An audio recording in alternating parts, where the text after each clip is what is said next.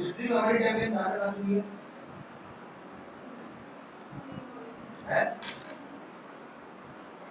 Alexander को छोड़ के गए थे। हाँ मतलब एलेक्जेंडर होता ना, ठीक है। चलो अच्छा एक काम कर रहे हैं, दो हिस्ट्री वाले हैं जैसे हाँ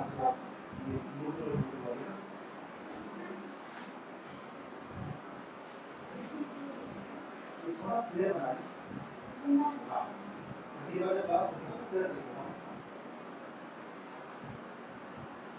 आपकी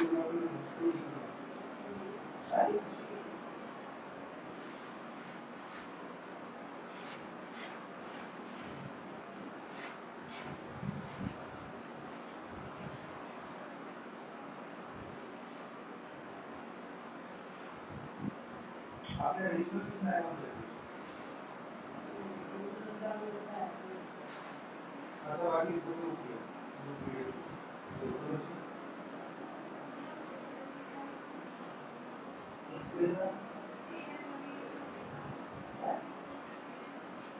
फिर हैवी है नहीं अगली बार ना फिर लेना अच्छा अगली बार पहले बताऊं भाई फिर लेके आई हूँ हमने गीत तुम्हारा गीत फिर लेके आया और फिर साहब की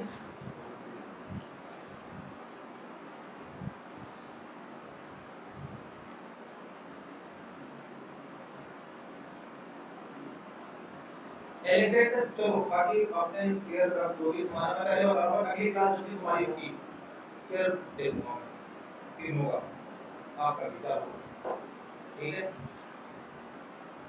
क्योंकि ये रिवीजन करने से देखने का भी मन नहीं कर रहा मैंने कैसे पढ़ लिया एलेक्जेंडर ने इन्वेड किया था नॉर्थ वेस्ट तक हमने यहाँ तक छोड़ दिया था ठीक है एलेक्जेंडर ने किसको कैप्चर किया था एलेक्जेंडर ने किसको कैप्चर किया था किसके एरिया को कैप्चर किया था कि वो इंडिया के नॉर्थ वेस्ट तक आ चुका था पर्शियंस को ठीक है पर्शियंस का कौन था आखिरी रूलर जो एलेक्जेंडर से हारा था जेरस ठीक है यानी एलेक्जेंडर ने उसको डिफीट करके उसका जितना भी एरिया था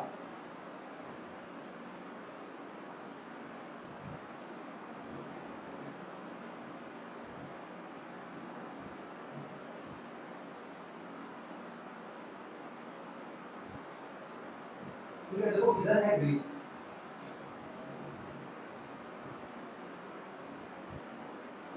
इधर था ग्रीस जहाँ से एलेक्जेंडर ने अपनी जर्नी स्टार्ट की थी ये सारे पूरे एरिया के ऊपर पहले पर्शियन का कंट्रोल था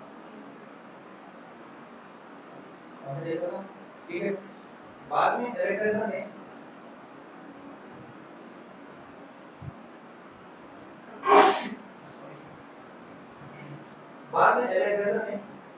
इन पर्शियंस को इन्वाइट करके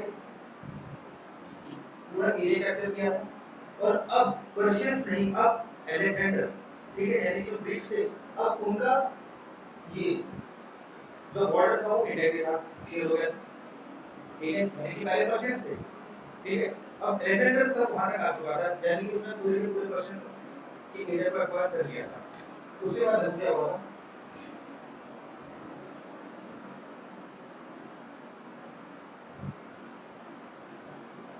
जब एलेक्जेंडर आया था नॉर्थ वेस्ट से ठीक है तो सबसे पहले पड़ती है इंडस रिवर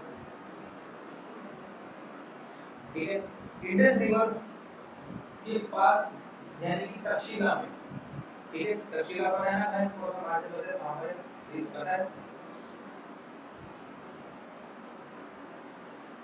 इधर की तरफ है तक्षशिला ठीक है इधर एक रूलर था अम्बी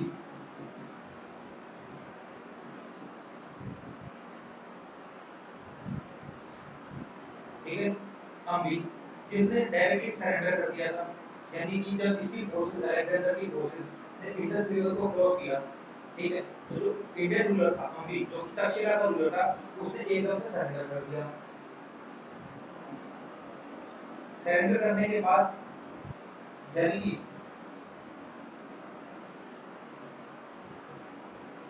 उसके बाद फिर वो आगे फिर मार्च हुआ, यानी कि उसने अभी को तो हटा दिया था। उसके बाद फिर एक रिवर आई, अभी 890 से, ठीक है। उसके बाद एक रिवर था पोरस, ठीक है। इस पोरस ने सरेंडर करने के बजाय, ठीक है, इससे फाइट की, बट अलेक्जेंडर की आर्मी थी, उसने इसको डिफीट कर दिया, पोरस यानी पोरस हार गया था। बट स्टिल अलेक्जेंडर ने इसको यहाँ का गवर्नर अपॉइंट कर दिया कि भाई आप अब से इंडिपेंडेंट नहीं हो, यानी कि आप पहले जो अपने आप को एक इंडिपेंडेंट रूलर कहते थे, अब आप इंडिपेंडेंट नहीं हो, अब आप मेरे अंडर में यहाँ पे वो रहोगे, ठीक है। इसको लिखना स्टार्ट करना।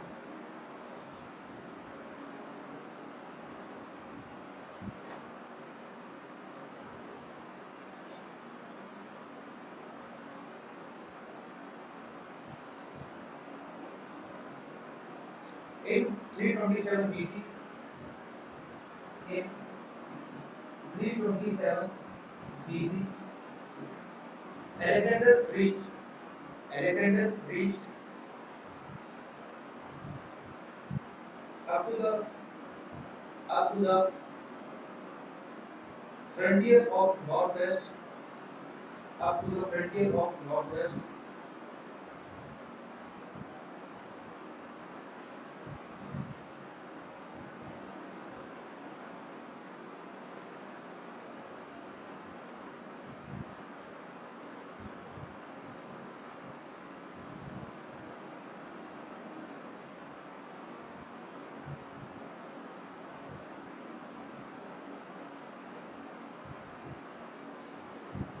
ठीक है।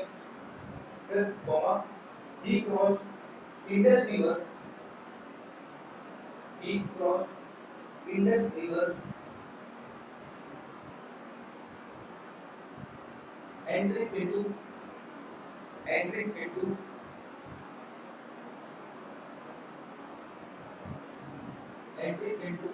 तक्षशिला's territory, जो तक्षशिला की टेरिटरी थी उसका एंटर हुआ, तक्षशिला's territory,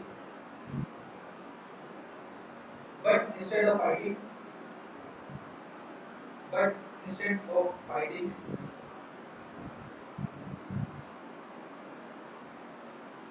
Takshila's ruler Ambi surrendered. But instead of fighting, Takshila's ruler Ambi surrendered to Alexander.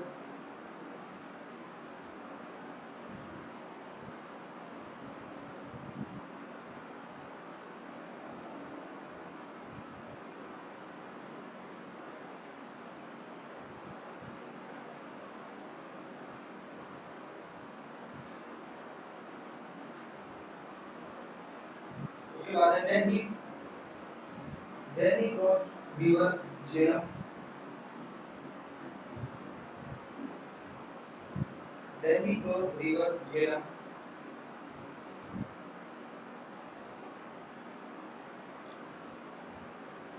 A famous battle of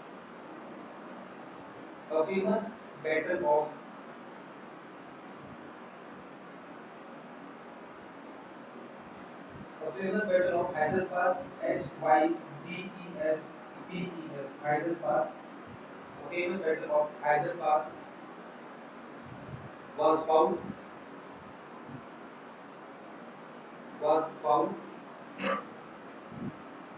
in 326 BC. In 326 BC between Alexander and Porus.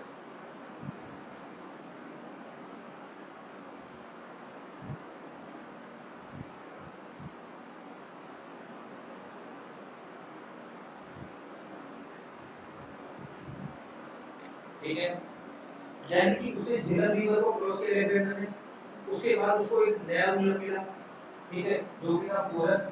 और porous को जब ये पता चला कि तक्षशिला के रूलर ने सरेंडर कर दिया है, तो उसने सरेंडर करने के बजाय उसे बैटल करना सही समझा और हैदस पास, ठीक है, यहाँ पे इस रिवर के पास उनकी बैटल हुई जिसमें पोरस जो था वो डिफीट हो गया था, यानी कि हार गया था, ठीक है।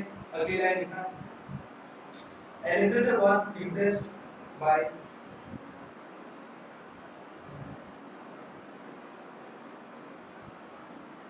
Alexander was impressed by strong opposition by strong opposition from Porus, यानी कि Porus ने उसको एक strong opposition दिया था from Porus.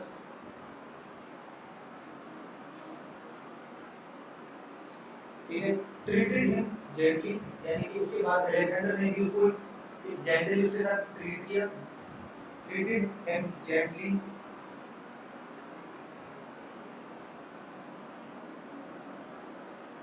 and reinstated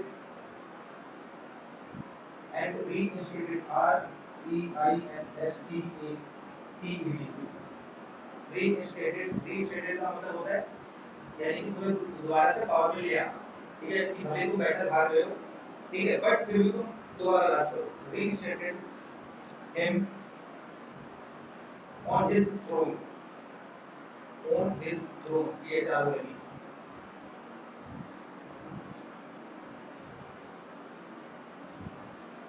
it means Alexander काफी इम्प्रेस हुआ कि एटलीस्ट कोई तो ओपोजिशन था जिसने मुझे टक्कर दी थी, ठीक है। उसके बाद जैसे इसने पोरस को हराया, ठीक है, उसके साथ एक जेंटली ट्रीट किया और उसी को यानी कि पोरस को अब दोबारा से गद्दी पे बिठाया कि आप ही यहाँ के रूलर हो, बट इंस्टेड ऑफ इंडिपेंडेंट कि अब आप इंडिपेंडेंट ना होकर आप मेरे अंडर में रूल करोगे, यानी कि आप अब मेरे अंडर में हो, भले ही आप अपने एरिया पे खुद कंट्रोल करो, बट अब आपकी जो अल्टीमेट अथॉरिटी है अब आप खुद नहीं हो, अब वो मैं यानी कि अलेक्जेंडर, ठीक है। उसके बाद उसने आई रिवर व्यास,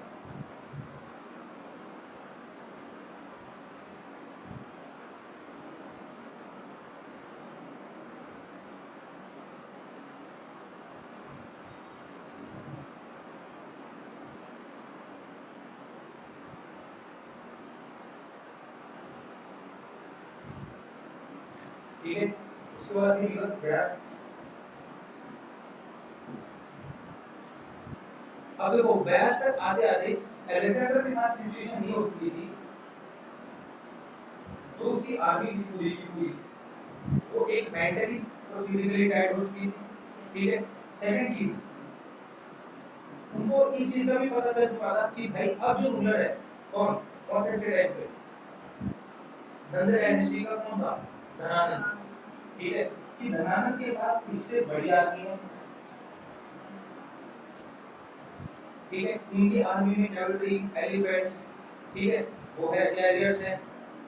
तो अब एक तरह से यहाँ के जो इनके सोल्जर्स थे, अलेक्जेंडर के जो सोल्जर्स थे, एक तरह से होमसिक यानी काफी लंबे टाइम से वो घर से दूर थे, अपनी एक होमलैंड से दूर थे, ठीक है। सेकंड चीज उनको क्लाइमेट भी यहाँ का सूट नहीं कर रहा था क्योंकि वो यूरोप से थे और वो आ चुके थे नॉर्थ वेस्ट में, ठीक है। तो काफी एक मतलब उनके ये कहेंगे कि उनको बैटल करने के लिए जो उनकी कंडीशंस थी वो सारी पोजीशन में थी, एक टाइट थे, उनको क्लाइमेट सूट नहीं कर रहा था, ठीक है। प्लस जो ऑपोनेंट की आर्मी है यानी कि धनानंद की जो आर्मी है उससे भी उनको थोड़ा मतलब एक डेंजर फील हो रहा था कि ऐसी सिचुएशन है जहाँ पे हम एक बैकड्रॉप में है कि हमारी सिचुएशन हमारे अपोजिट है, तो वहाँ पे लड़ना ठीक नहीं है। तो यहाँ पे इंग्लिश सोल्जर्स ने कहते हैं रिफ्यूज की अब हम नहीं लड़ेंगे इससे आगे।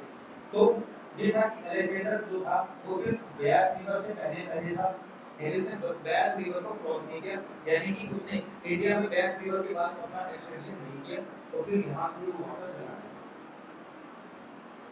ठीक है। और फिर वही वापस गया ग्रीक में, मतलब जैसे वो ग्रीस पहुंचा वहां पे उसकी डेथ हो गई थी, ठीक है। मतलब ये था कि बाद में जब वो वापस जा रहा था, और देखो ये तो एक नॉर्मल स्टोरी है, जब वो वापस जा रहा था तो जो नॉर्मल ट्राइब्स थी, ठीक है, उन्होंने उसके ऊपर अटैक किया क्योंकि उस टाइम पे अलेक्जेंडर की आर्मी अब इतने इतने उस कंडीशंस में नहीं थी, ठीक है, उस सर्कस में नहीं थी कि अब वो दोबारा से फिर बैटल लड़े, क्योंकि वो बैटल करते करते आए थे और बैटल करते करते वो जा नहीं सकते थे, ठीक है। तो बाद में जो लोकल ट्राइब्स थी उन्होंने अटैक किया, कुछ सोल्जर्स मार गए, कुछ पहुंच गए और फाइनली एक्सेलेरेटर जैसे ग्रीस पहुंचा तो उसकी हो गई डेथ।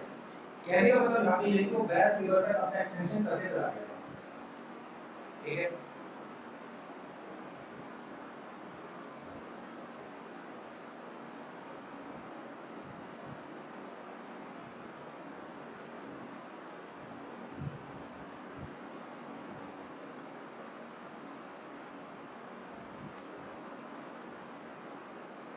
इसमें आगे लिखना Alexander would not Alexander could not convince his soldiers, क्योंकि जब उसके सोल्जर्स ने उनको रिफ्यूज कर दिया था, तो Alexander could not convince his soldiers and therefore decided to return. And therefore decided to return.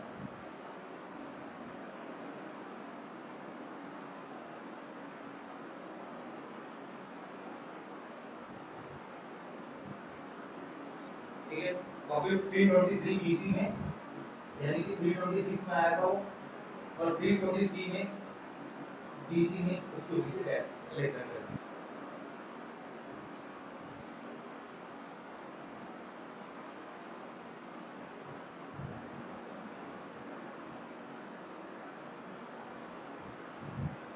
Alexander की इन्वेजन से क्या इंपैक्ट पड़ा?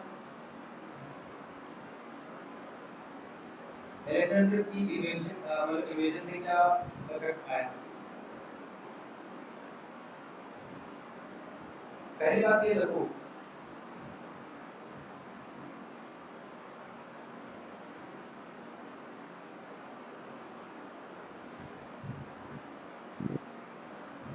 इस साइड में, यानी कि यहाँ तक अलेक्जेंडर ने इन्वेजन करके गया था पूरा, ठीक है, इस वाले पूरे एरिया में अलेक्जेंडर का ही रूल था। यानी कि अब यहाँ पे अलेक्जेंडर नहीं, उसके द्वारा अपॉइंट किए गए वो गवर्नर्स थे, वो रूल कर रहे थे, ठीक है, उनके द्वारा जो अलेक्जेंडर जब वापस जा रहा था, यानी कि वो अब गवर्नर अपॉइंट करके गया था, और वो गवर्नर अब इस को यहाँ पे रूल कर रहे थे। ये तो कहानी चल रही है नॉर्थ वेस्ट की। इंडिया में क्या चल रहा था? नंद डायनेस्टी, ठीक है, और नंद डायनेस्टी कैसे खत्म हुई थी?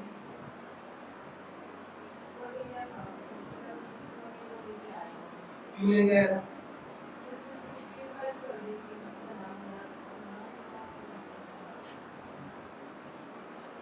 हाँ देखो क्या हुआ था, नंद डायनेस्टी का आखिरी रूलर था धनानंद, ठीक है, धनानंद। इसके जो फादर थे, यानी कि कौन थे? महापद्मानंद, ठीक है, वो इतना ज्यादा एक्सटेंशन करके गए थे, उनके पास इतनी ज्यादा वेल्थ थी कि धनानंद आराम से बैठ के एक तरह से रूल करा था, मतलब उसको कोई भी एक्स्ट्रा एफर्ट करने की जरूरत ही नहीं थी। उसके पास एक इतना लार्ज एरिया था, वेल्थ थी, ठीक है, प्लस ये होता था कि जो इसके कोर्ट में होता था ना, कोर्ट में जितने भी ब्राह्मण्स थे, जितने भी स्कॉलर्स थे, ठीक है भाई, उनका मतलब उनको इंसल्ट करना, ठीक है, उनकी रिस्पेक्ट नहीं करना, ठीक है, एक तरह से ब्राह्मणिज्म थी। तो हालांकि उस टाइम पे तो ब्राह्मणिज्म थे वो इतने उस पीक पे नहीं थे, क्योंकि ज्यादातर फोकस इस पे था बुद्धिज्म जैनिज्म के ऊपर, ठीक है, बट यहाँ पे जो इनकी कोर्ट में ब्राह्मण्स होते थे, ठीक है, जो स्कॉलर्स होते थे, जो फिलोसफर्स होते थे, उनकी ये इंसल्ट करता था। और ऐसे ही एक बार इंसल्ट उसकी की थी किसी चाणक्य की,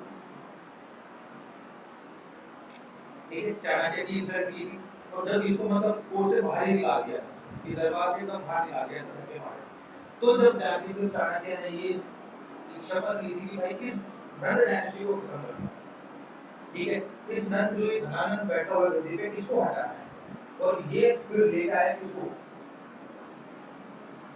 ये लेकर आया चंद्रगुप्त मौर्य को। उस टाइम पे चंद्रगुप्त मौर्य 9 साल का था जब चाणक्य उससे मिला, ठीक है, और इसको ट्रेन किया, ठीक है, ये इसको लेके तक्षशिला गया, ठीक है, तक्षशिला गया, वहां पे इसको ट्रेन किया, इसको गाइड किया, इसको स्ट्रेटजीज बताई, इसको एडमिनिस्ट्रेशन की पूरी वैल्यू बताई, ठीक है, एडमिनिस्ट्रेशन करना कैसे, कैसे आप इकोनॉमिक्स, कैसे पॉलिटिक्स, हर एक चीज इसको गाइड किया। उसके बाद इन दोनों ने मिलकर धनानंद के ऊपर अटैक करना स्टार्ट किया, ठीक है, चंद्रगुप्त मौर्य ने थोड़े बहुत जो लोकल ट्राइब्स थे उनको साथ में लिया, ठीक है, और फिर इन्होंने धनानंद के ऊपर अटैक किया, पर धनानंद की आर्मी बहुत पावरफुल आर्मी थी, ठीक है, सेकंड नहीं लगा इनको हारने में, ये तो अपनी जान बचा के भागे थे तरह से। उसके बाद फिर वही कहानी को सुनियो कि वो चावल वाली, कि अगर तुम्हें किसी के ऊपर अटैक करना है, ठीक है, अगर तुम्हें किसी के ऊपर अटैक करना है तो डायरेक्टली सेंटर पे अटैक मत करो, धीरे धीरे आउटर से, ठीक है, कि अगर तुम्हें किसी चीज को अटैक करना, मतलब ये स्टोरी है काफी बार सुनी होगी कि भाई जब ये वापस आ रहे थे, ठीक है। तो जब उन्होंने देखा कि भाई एक जो लेडी है वो अपने बच्चे को फीड कर रही थी, मतलब चावल खिला रही थी, तो और मतलब ये था कि उसकी मदर ने ये बताया था कि अगर तुम डायरेक्टली बीच में से खाओगे तो शायद बहुत ज़्यादा गर्म लगेगा, उसको क्या है साइड साइड से खाना स्टार्ट करो। ठीक है, तो यही स्ट्रेटेजी चाणक्य ने उसके लिए अपनाई थी धारागुप्त के लिए, कि जो उसकी जो पावर है ना उसको हम साइड साइड से खत्म करना स्टार्ट करेंगे, और जैसे जैसे हम साइड से उसको खत्म करते रहेंगे हम सेंटर तक आराम से पहुंचेंगे, रादर कि हम डायरेक्टली सेंटर के ऊपर अटैक करें तो हम हारेंगे हारेंगे। ठीक है, तो चाणक्य ने इसको चंद्रगुप्त मौर्य को ट्रेन किया, ठीक है, और फाइनली धारान को हरा दिया। और जो चंद्रगुप्त मौर्य था, ठीक है, वो बना किसका, कौन से महापद्मा उसका सॉरी कौन से महाजनपद का बना, मगध, कई सारी का स्टोरी मगध की चली, ठीक है, तो मगध का बना हुआ चंद्रगुप्त मौर्य, ठीक है।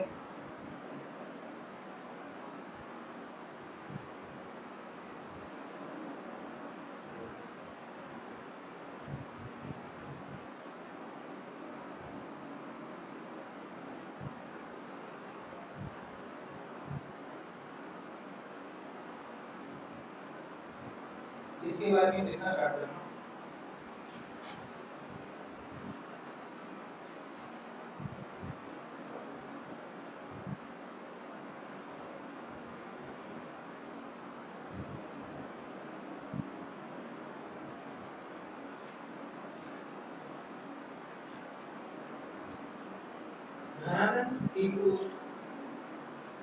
Dhananand imposed excessive tax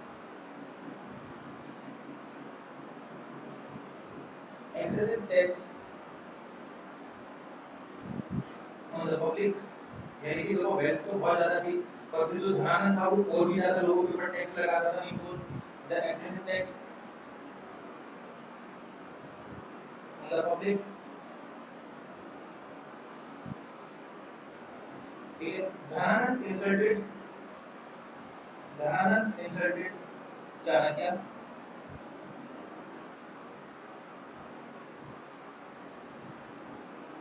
और जो वो था चाणक्य, ठीक है, उसके लिए ब्रैकेट में लिखना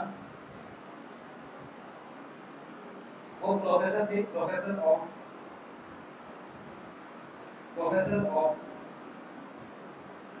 economics and politicals, professor of economics and political at Taxila university, Taxila में जो यूनिवर्सिटी थी वहाँ पे प्रोफेसर थे चाणक्य, जहाँ पे बाद में वो चंद्रगुप्त मौर्य को लेके गए थे अपने साथ।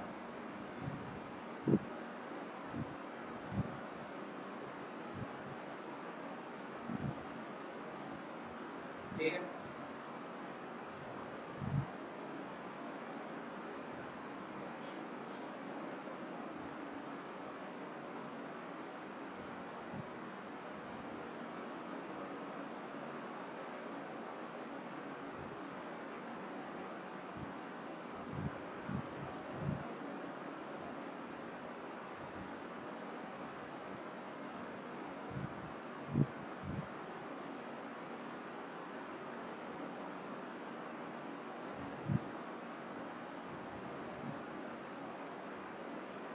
उसके बाद नेक्स्ट स्लाइड में चंद्रगुप्त मौर्य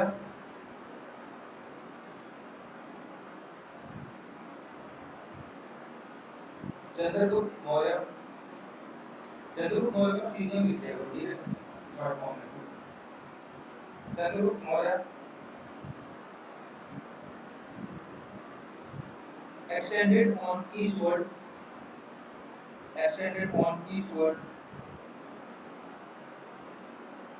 conquering conquering मतलब जीतना, conquering the territory of Dhananand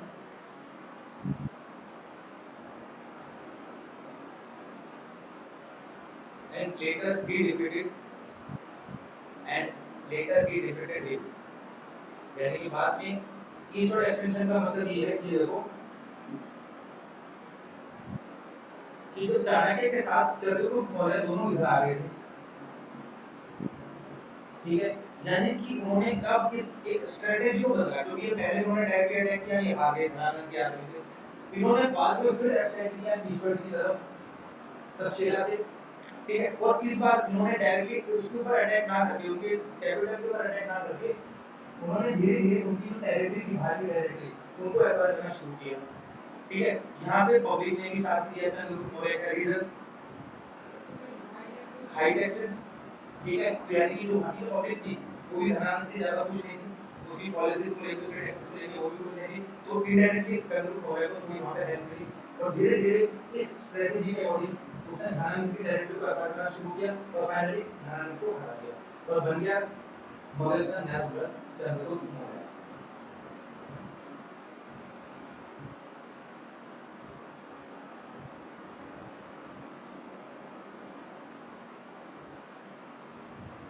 ठीक है, तो ये जो फिर स्टार्ट होता है मौर्यन एज, यानी मौर्यन एम्पायर, जो कि चला था 321 से लेकर 184 बीसी तक। 321 से टू 184 बीसी।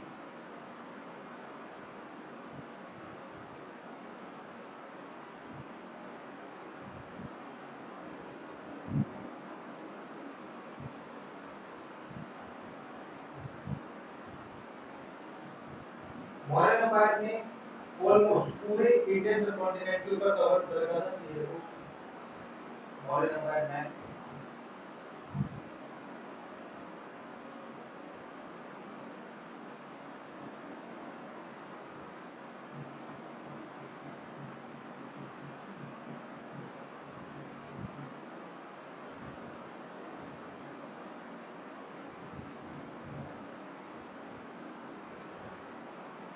ठीक है, ये मतलब ऑलमोस्ट पूरा साउथ तक, पूरा का पूरा नॉर्थ वेस्ट, इवन नेपाल भी इंक्लूड था। हाँ, हालांकि ये अशोका के टाइम का है, ठीक है, तो इसमें कुछ एरिया जो था, जैसे ये वाला एरिया है,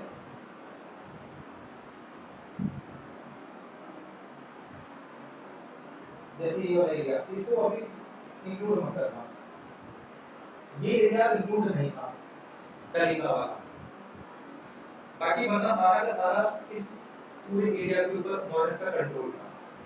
ठीक है, हाँ, जो कलिंगा था वो अशोका के टाइम पे एक्वायर हुआ था, वरना इस टाइम तक ये उनका एरिया मौर्य एम्पायर था। तो इसके बारे में लिखा, Mauryans Mauryan established an empire. Mauryan established an empire, extended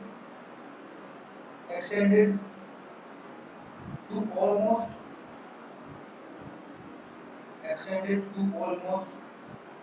entire subcontinent.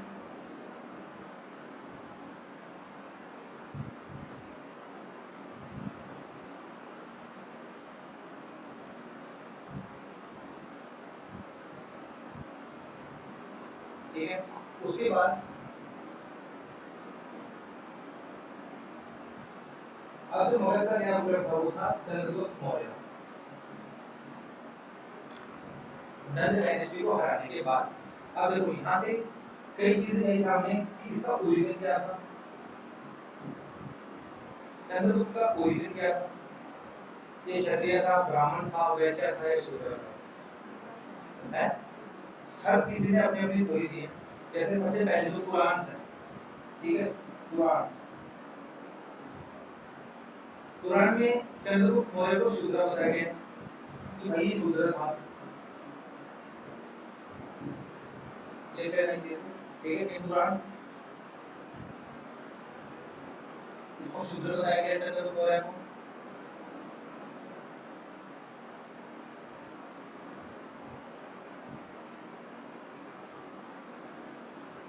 ठीक है, फिर एक बुक सुन रखी आपने, दूसरा राक्षस, सुन रखी है भाई बुक, दूसरा राक्षस गुप्ता पीरियड की है, ठीक है, ये लिखी थी विशाखा दत्त ने,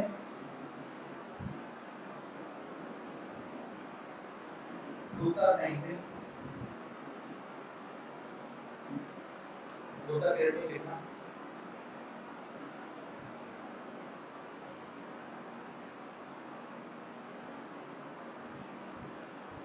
और यहाँ पे इसने मुद्रा राक्षस जो बुक थी उसने चंद्रगुप्त मौर्य को बोला था द्विशला, VRISHANA, द्विशला। द्विशला का मतलब होता है लो पोजीशन, मतलब ये भी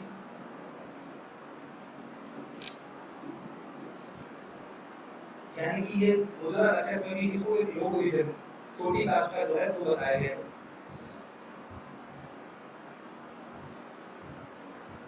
और बुद्धिज्म और जैनिज्म में यानी कि जो बुद्धिज्म जैनिज्म जो साथ में चल रहे, ठीक है, बुद्धिज्म और जैनिज्म जो है उन्होंने इसको क्षत्रिय बताया।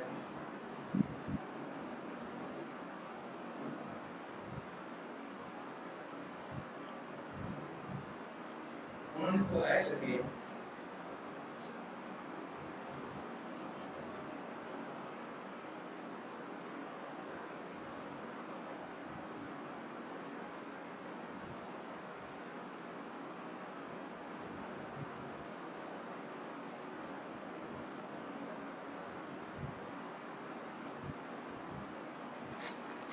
इसकी पीडीएफ भी पूरी की पूरी लोगों को मिल जाएगी आज गवर्नमेंट ऑफ स्टार।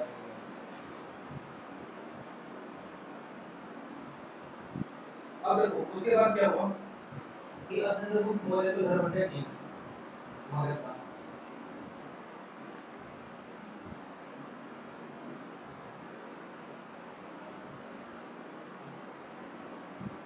ठीक है, और इसका जो पूरा का पूरा यहाँ तक जो एम्पायर था, ठीक है, इसी का एम्पायर था, इसके एम्पायर के इधर कौन अपॉइंटेड था,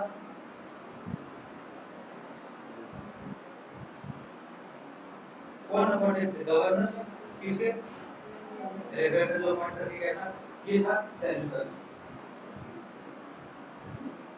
जिसका यानी कि जिसकी जो टेरिटरी है वो लगती थी किसके साथ, चंद्रगुप्त मौर्य के साथ, यानी कि मौर्य कास्ट के साथ लगती थी, ठीक है, देख लेना। Seleucus was the governor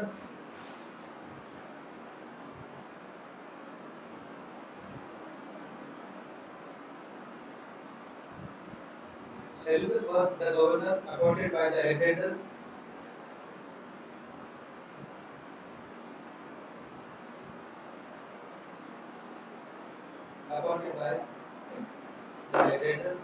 ठीक है, in 305 BC, in 305 BC, Chandragupta Maurya defeated Seleucus, इसका पूरा नाम था सेल्यूकस निकेटर, NICAETUR,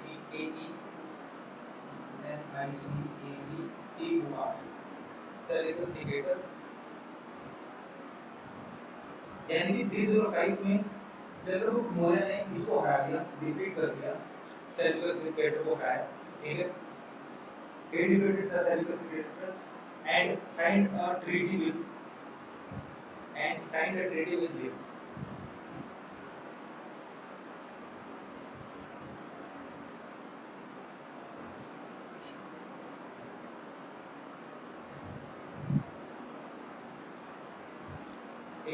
अब ये जब हार हुआ था, यानी कि 305 में जब सेल्यूकस निकेटर चंद्रगुप्त मौर्य से हार गया, तो हारने की बजाय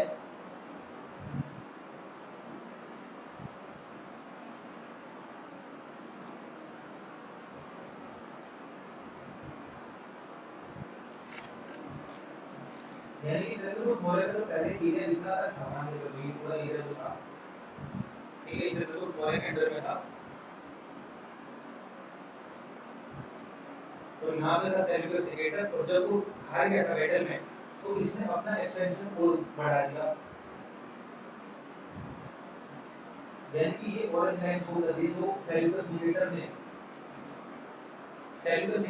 छू दिया चंद्रगुप्त मौर्य को, कि भाई हार गया था बैटल, हार गया था तो अपना एरिया को छीन दिया, चंद्रगुप्त मौर्य को दिया, ठीक है, सेल्यूकस निकेटर जो था वो थोड़ा सा और उसका जो एरिया था वो थोड़ा और पीछे चला गया, यानी कि इस एरिया पे चंद्रगुप्त मौर्य का कंट्रोल आ चुका था। उसके बाद उनकी एक ट्रीटी हो चुकी थी, फ्रेंडली ट्रीटी थी, ठीक है, चंद्रगुप्त मौर्य ने भी उसको रूल करने दिया कि भाई ये एरिया को छोड़ के पीछे वाले एरिया का आप रूल करो, तो अब इसने अपना एक एम्बेसडर भेजा कहाँ पे? चंद्रगुप्त मौर्य के पास।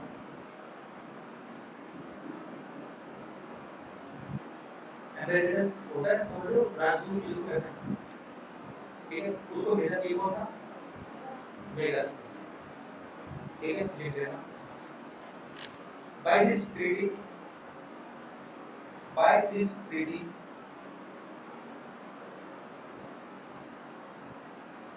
Seleucus surrendered a large part, the large territory of his empire to Chandragupta Maurya, यानी कि अपने टेरिटरी हारने के बाद चंद्रगुप्त मौर्य को थोड़ी बहुत territory the. And after that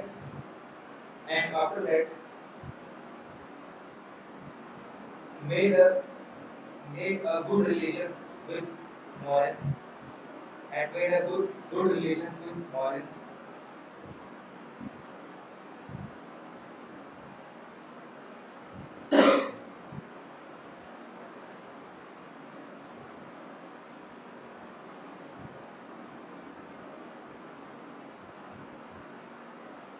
ठीक है। और यहाँ से हारने के बाद दो चीजें हुई थी।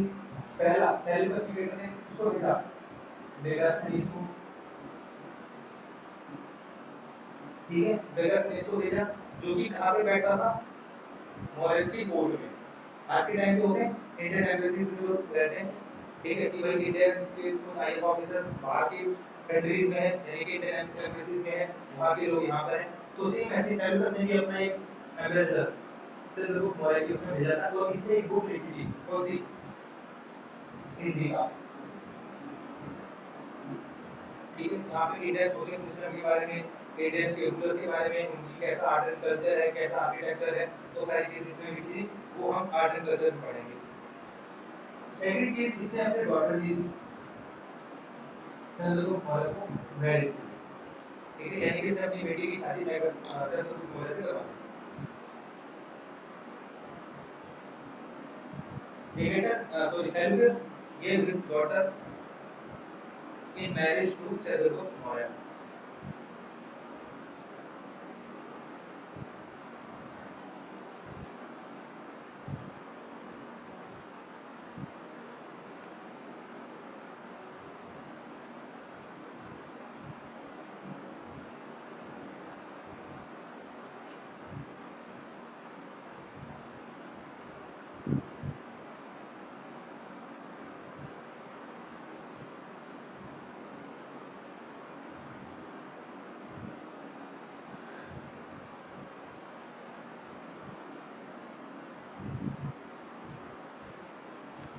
सेकंड चीज आती है, यहाँ पर थोड़ा सा फैक्चुअल है कि देखो ज्यादा से ज्यादा जो फैक्चुअल चीजें वो पीडीएफ में मिल जाएंगी, बट यहाँ पे एक फैक्चुअल चीज ये है कि चंद्रगुप्त मौर्य ने, ठीक है, चंद्रगुप्त मौर्य ने किस उसको किया था पैटर्नाइज, जिस रिलीजन को स्टार्ट किया, किस रिलीजन को पैटर्नाइज किया था? बुद्धिज्म या जैनिज्म को?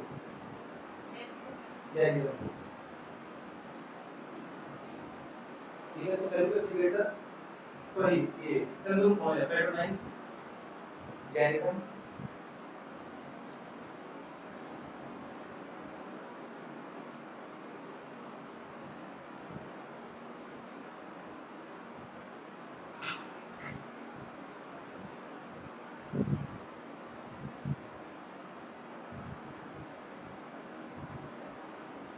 ठीक है। अब उसके बाद क्या हुआ कि मेजोरिटी अपना एम्पायर को रूल कर रहा था, उसी कोर्ट में मेगास्थनीस आ चुका था, शादी हो चुकी थी, सेल्यूकस के साथ एक अच्छे रिलेशन थे, क्योंकि बॉर्डर में तो यही थे, ठीक है, उनके जो बॉर्डर में थे वो सेल्यूकस थे जो कि अपना रूल कर रहे थे। उसके बाद क्या हुआ? फिर आए भद्रबाहु। भद्रबाहु कौन थे?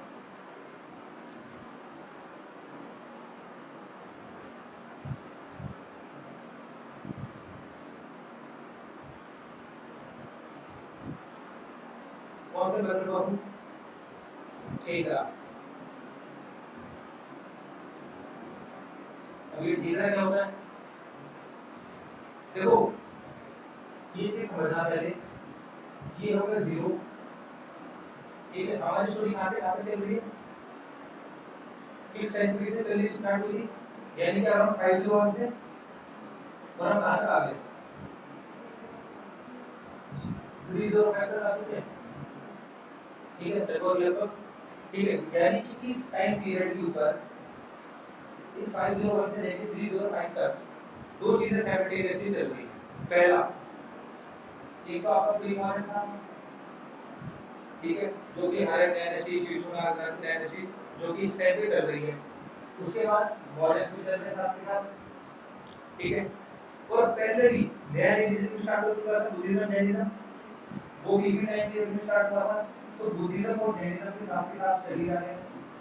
ये नहीं कि हम उसको नेक्स्ट चैप्टर में पढ़ेंगे तो वो इनके बाद आना शुरू हुए थे, वो भी बुद्धिज्म, जैनिज्म भी इंडिया में ऑलरेडी एग्जिस्ट थे, उसके बारे में हम अलग से पढ़ेंगे। बट ये कि वो साइमल्टेनियसली इंडिया में प्रेजेंट था, वो रिलीजन आ चुका था, ठीक है। अब देखो केरला क्या होते हैं, जैनिज्म में तीर्थंकर पता है क्या होता है, तीर्थंकर क्या कौन होते हैं जैनिज्म में, जो स्पिरिचुअल लीडर्स जिनको कहते हैं, ठीक है। जैसे बुद्धिज्म में कौन थे, गौतम बुद्ध, ठीक है। वैसे ही जैनिज्म में टोटल थे 24 तीर्थंकर, जो कि एक लीडर होते थे, ठीक है। और लास्ट कौन थे, महावीर,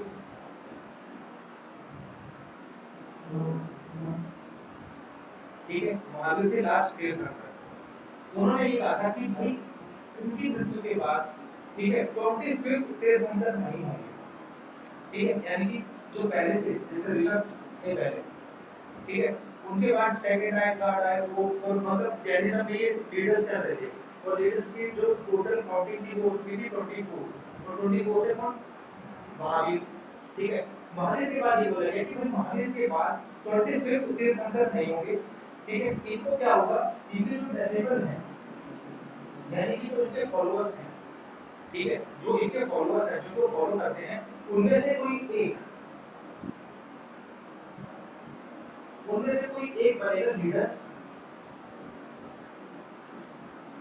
ठीक है, जो कि इन टीचिंग्स को आगे ले जाएगा, ठीक है। और ऐसे लीडर को बोला गया ठेका, ठीक है। वो लीडर्स को बोला गया ठेका, यानी कि अब आप लीडर नहीं कहलाओगे, ठीक है, कि भाई महावीर की आप, क्योंकि आप अगर ये सोचो कि क्योंकि वो तीर्थंकर थे और यहाँ से कोई डेसिबल उनकी पोजीशन पे आ जाए, वो चीज वैलिड नहीं है। हाँ, बट आप ये है कि जो उनके फेवरेट, जो उनके जो डेसिबल यानी कि उनके फॉलोअर्स थे, उनमें से किसी एक को चुना जाएगा, ठीक है। और वही फिर जो जैनिज्म की टीचिंग है उसको, यानी जैनिज्म को पैट्रोनाइज करना, उनको बढ़ावा करना, उसकी टीचिंग को फैलाना, वो उस लीडर की रिस्पांसिबिलिटी होगी, तो उसको बुलाया गया क्या, ठेका। वैसे ही काफी ठेकेदार आए, और उनमें से एक थे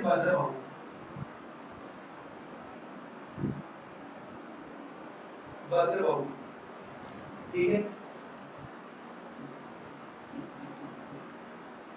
ये चंद्रगुप्त मौर्य यहाँ पे, और यहाँ पे आए भद्र बाबू अपने फॉलोअर्स के साथ, ठीक है। और उन्होंने ये प्रेडिक्ट किया कि भाई मगध में ना फेमाइन आने वाला है,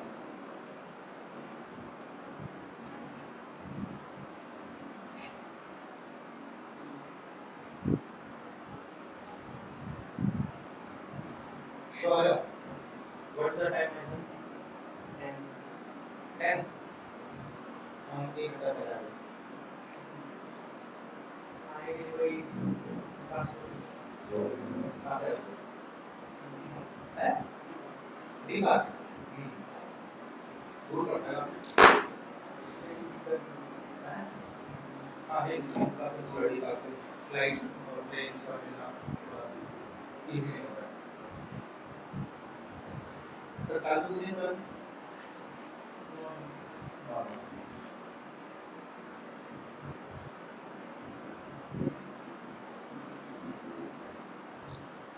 ठीक है। तो भद्र बाबू जो थे वो थे ठेका। अब ठेका समझ में आ गया, यानी कि 24 तीर्थंकर के बाद, यानी उनके डेथ के बाद अब कोई 25 तीर्थंकर यानी कि कोई लीडर नहीं बनेगा, बट किसी न किसी उन्हीं फॉलोअर्स में से किसी एक को चुना जाएगा, जो कि आगे उन टीचिंग्स को और पैट्रोनाइज करेगा और बढ़ावा करेगा, यानी कि सारी की सारी रिस्पॉन्सिबिलिटी अब उसकी रहेगी, यानी कि उसको एक देवता का दर्जा नहीं मिलेगा, बट हाँ फिर जो कोई लीडर जरूर कहलाएगा और उसको बुला के ठेका। ये आए चंद्रगुप्त मौर्य के पास, उन्होंने कहा कि भाई जो बजट में जो है फरमाइन आने वाला है, ठीक है, फरमाइन के चक्कर में ये इनके साथ मिल गए, ठीक है, उन्हीं चले गए कहाँ पर, डाउन साउथ में, कर्नाटक में,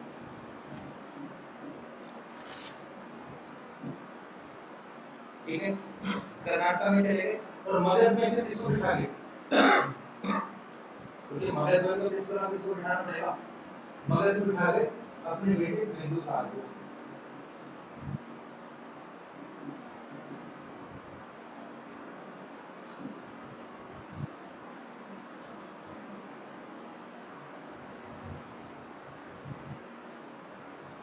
ठीक है, और मगध में बिठा के अपने बेटे बिंदुसार को, और ये भद्रभू के साथ कहाँ चले गए, साउथ में, जहाँ पे इनकी डेथ हो गई, ठीक है, यानी कि जैनिज्म जितने भी फॉलोअर्स थे, ठीक है, जितने भी इनके फॉलोअर्स थे ये सारे के सारे चले गए साउथ में, और अब मगध पे जो राज कर रहा था, जो रूलर था, वो था बिंदुसार, यानी कि चंद्रगुप्त मौर्य उसको अपॉइंट करने गए, ठीक है, तो इसके बारे में लिखना,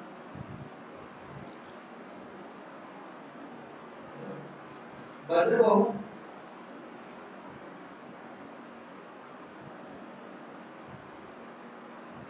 भद्रबहू बॉन्ड WARNED बॉन्ड, मैंने थोड़ा चेतावनी देना, bond Chandragupta Maurya about Chandragupta Maurya about serious famine in Magadh,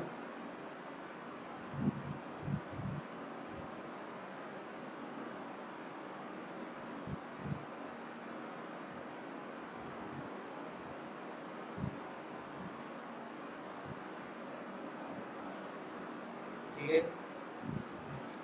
उसके बाद second point, Chandragupta Maurya gave up his throne, यानी कि उसने अपना शासन छोड़ दिया, gave up his throne and become a Jain,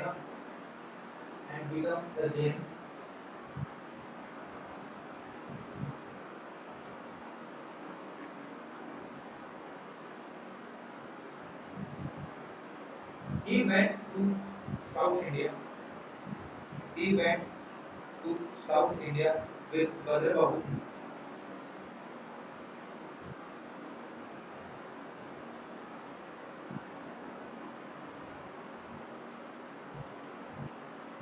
ठीक है, और क्वेश्चन ये कई बार आता है कि डाउन साउथ में, ठीक है, डाउन साउथ में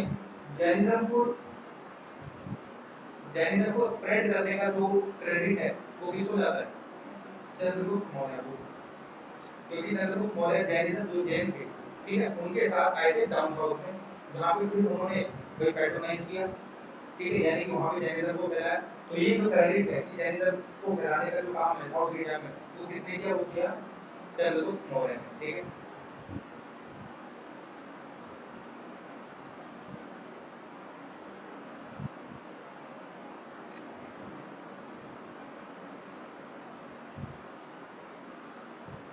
तो जहाँ पे कर्नाटक में भी फिर उनकी जो थी वो डेथ हो चुकी थी, ठीक है, वहाँ उनकी डेथ हो गई थी। अब फिर जब यहाँ से नई दो स्टोरी निकल के आती है कि भाई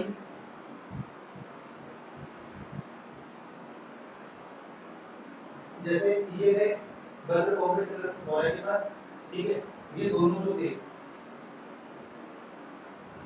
ठीक है, ये दोनों गए डाउन साउथ में, ठीक है। अब ये देखो यहाँ पे नई स्टोरी एक लिंक हो जाती है, वो ये कि जब चंद्रगुप्त मौर्य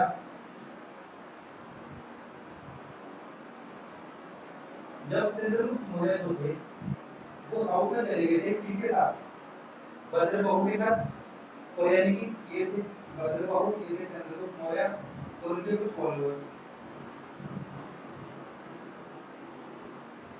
ठीक है।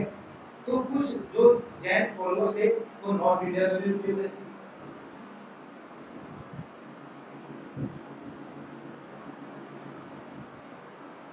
यानी कि कुछ फॉलोअर्स होते वो तो चले गए थे साउथ में बद्रबहू के साथ, ठीक है, और कुछ फॉलोअर्स जो थे वो रुके हुए थे नॉर्थ इंडिया में। उसके बाद जब इनकी डेथ हो गई थी, चंद्रगुप्त मौर्य की जब डेथ हो गई थी और बद्रबहू जब वापस नॉर्थ इंडिया में गए, ठीक है, तो उन्होंने देखा कि जो सेक्ट है जैनिज्म का, यानी कि जो जैनिज्म है उनमें लोगों में डिफरेंशिएट आ चुका था कि मतलब ये कि हम भी जैन हैं, जो नॉर्थ इंडिया में रुके हुए थे वो भी जैनिज्म थे, ठीक है, बट हमारे रिचुअल्स में, ठीक है, वो डिफरेंस आ गया था, यानी कि इधर के लोग अलग रिचुअल फॉलो कर रहे थे, इधर के लोग जो थे वो अलग रिचुअल फॉलो कर रहे थे, यानी कि जैनिज्म में एक ग्रुप जो भी दोनों के दोनों जैनिज्म है और दोनों के दोनों अलग रिचुअल्स फॉलो कर रहे हैं। तो यानी कि जैसे बुद्धिज्म में डिवाइड हो गया था किसको लेके, बुद्धिज्म किन दो सेक्ट्स में डिवाइड हुआ था, हिनायना और महायाना, ठीक है, वैसे ही जैनिज्म जो था वो अलग हो गया, दिगंबर और श्वेतांबर, ठीक है, दिगंबर और श्वेतांबर। जो दिगंबर थे वो टोटली ब्लू रहना पसंद करते थे, जो श्वेतांबर थे वो व्हाइट कपड़े पहनते थे, बट इनके बीच में जो था वो डिफरेंट आ गया था, अब वो स्टोरी चली जाएगी जैनिज्म वाले में, ठीक है, यहाँ से दो दो पार्ट है, ठीक है, एक चलेगी जैनिज्म की तरफ जो कि हम जैनिज्म वाले चैप्टर में पढ़ेंगे कि जब ये आए, ठीक है, तो इनके कैसे बीच में इंटरेक्शन हुए, इनको पता चला कि हमारे जैसे जो हम एक ही रिलीजियस हैं बट सेक्ट अलग अलग हो गई कि वो अलग रिचुअल को फॉलो कर रहे हैं, हम अलग को कर रहे हैं, ठीक है, और फिर इनको एक कंबाइंड लाने के लिए कि भाई ऐसे तो काम नहीं चलेगी, एक ही रिलीजन में अलग अलग सेक्ट है, इनको कंबाइंड करने के लिए, ठीक है, एक बीच का रास्ता निकालने के लिए जैन काउंसिल हुई, जैसे बुद्धिस्ट काउंसिल हुई थी वैसे ही जैन काउंसिल, ठीक है, बट उसका कुछ रिजल्ट निकला नहीं और फाइनली भाई जैनिज्म और जो था बुद्धिज्म वो भी डिक्लाइन होने लगे थे, पर ये स्टोरी चलेगी फिर जैनिज्म की तरफ, इधर हम स्टोरी आ जाते हैं घूम फिर के अपनी मॉरियस की तरफ, ठीक है, यानी कि चंद्रगुप्त मौर्य जब साउथ में गए बद्रबहू के साथ, पीछे छोड़ के गए किसको, अपने बेटे बिंदुसार को, और जब ये साउथ में गए कर्नाटक में गए वहां पे हो गई थी इनकी डेथ, ठीक है, यानी कि अब जो रूलर था वो कौन था, बिंदुसार,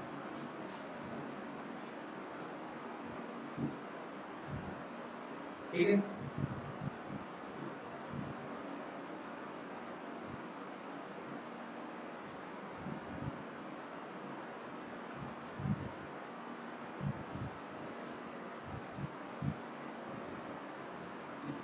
ये वो अभी भी एरिया इंटैक्ट था जो चंद्रगुप्त मौर्य ने सेल्यूकस को हरा के जीता, वो रूलर अभी भी था, और यहाँ पे कौन था,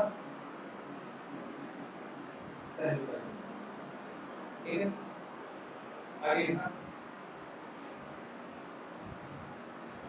बिंदुसार also known as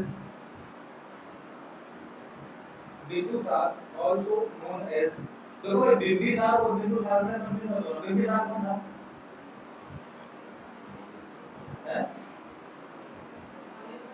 हरण क्या वो था, वो बिंबिसार था, ठीक है, ये बिंदुसार, ये था अमित्रोचेस, he also known as अमित्रोचेस,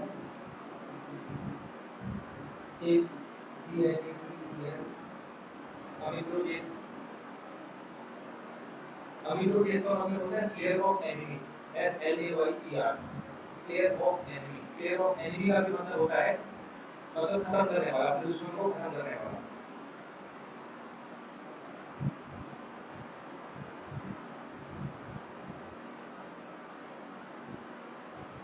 ठीक है, अब बिंदुसार के बारे में कुछ सेकंड चीज इंपॉर्टेंट आती है, Mauryan empire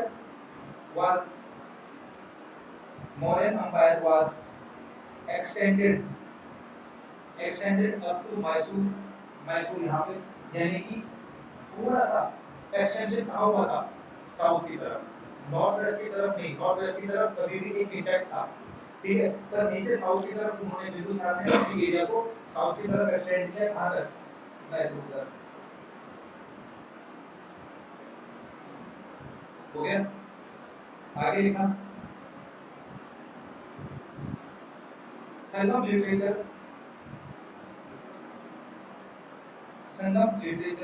also confirms the Mauryan extension of the far south, of the far south.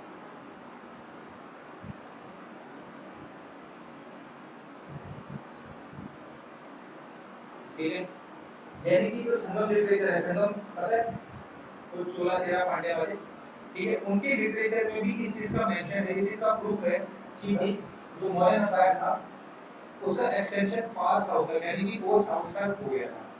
और अब यहाँ पे थे बिंदुसार और इधर सेल्यूकस के बाद आ चुके थे एक नए रूलर एंटियोकस, ठीक है, ये आ चुके थे एंटियोकस।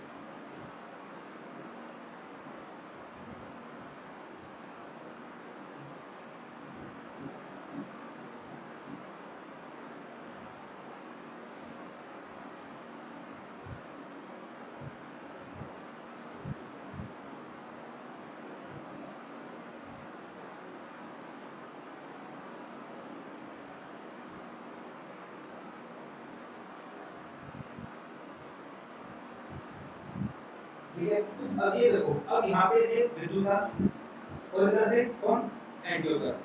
इन्होंने फिर बिंदुसार ने कुछ डिमांड्स रखी अपनी, ठीक है, कुछ बड़ी बहुत जो थी वो डिमांड रखी। क्या क्या डिमांड थी कि भाई मुझे वाइन चाहिए, ठीक है, डिशेस चाहिए, ठीक है, वाइन चाहिए, डिशेस चाहिए, प्लस एक फिलोसोफर। फिलोसोफर मतलब जो उनके कोर्ट में रह के उनकी बातें बता सके, उनको अगर किसी चीज की नॉलेज चाहिए तो वो बता सके।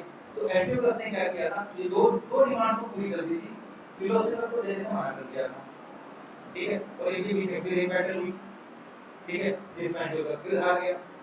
और फिर मेगास्थनीज किसके टाइम पे आया था, किसने भेजा था, सेल्यूकस ने। इसने भी फिर अपना एक एम्बेसडर भेजा बिंदुसार की कोर्ट में।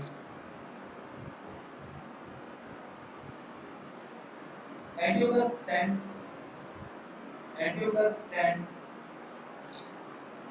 his ambassador,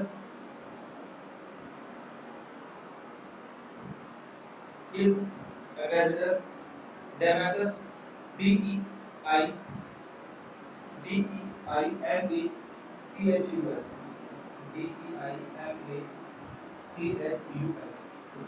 Demachus to the court of Bindusar.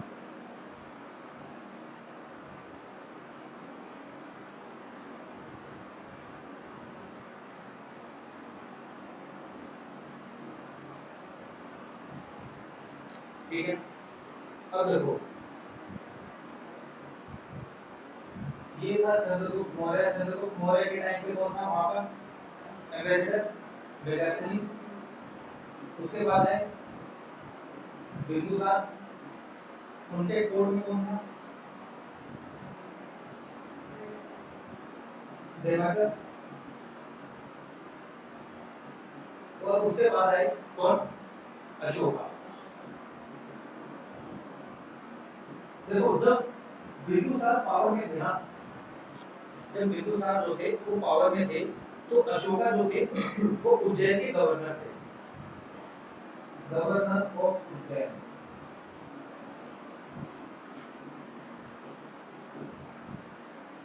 ठीक है, यानी कि जब फादर जो है यानी कि बिंदुसार जो है वो गद्दी पे बैठे हुए हैं और रूलर है मेन, तो उन्होंने अपने लड़कों को, ठीक है, कहीं कहीं का जो था वो गवर्नर बना रखा था। तो वैसे ही कहा जाता है कितने ब्रदर थे इसके टोटल, मतलब कि 100 भाई थे, ठीक है, टोटल 100 थे, ठीक है। तो ये अलग अलग जगह पे इनको गवर्नर बना रखा था। तो जो अशोका थे वो गवर्नर थे उज्जैन के। उज्जैन कहाँ पर है, एमपी में, ठीक है। तो उस टाइम पे यानी बिंदुसार जो मेन रूलर थे, तो अशोका जो थे गवर्नर थे उज्जैन के, ठीक है। तो इसके बारे में लिखा तो Ashoka was a governor, Ashoka was a governor,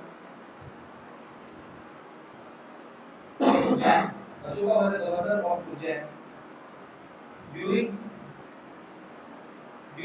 बिंदुसार's rule.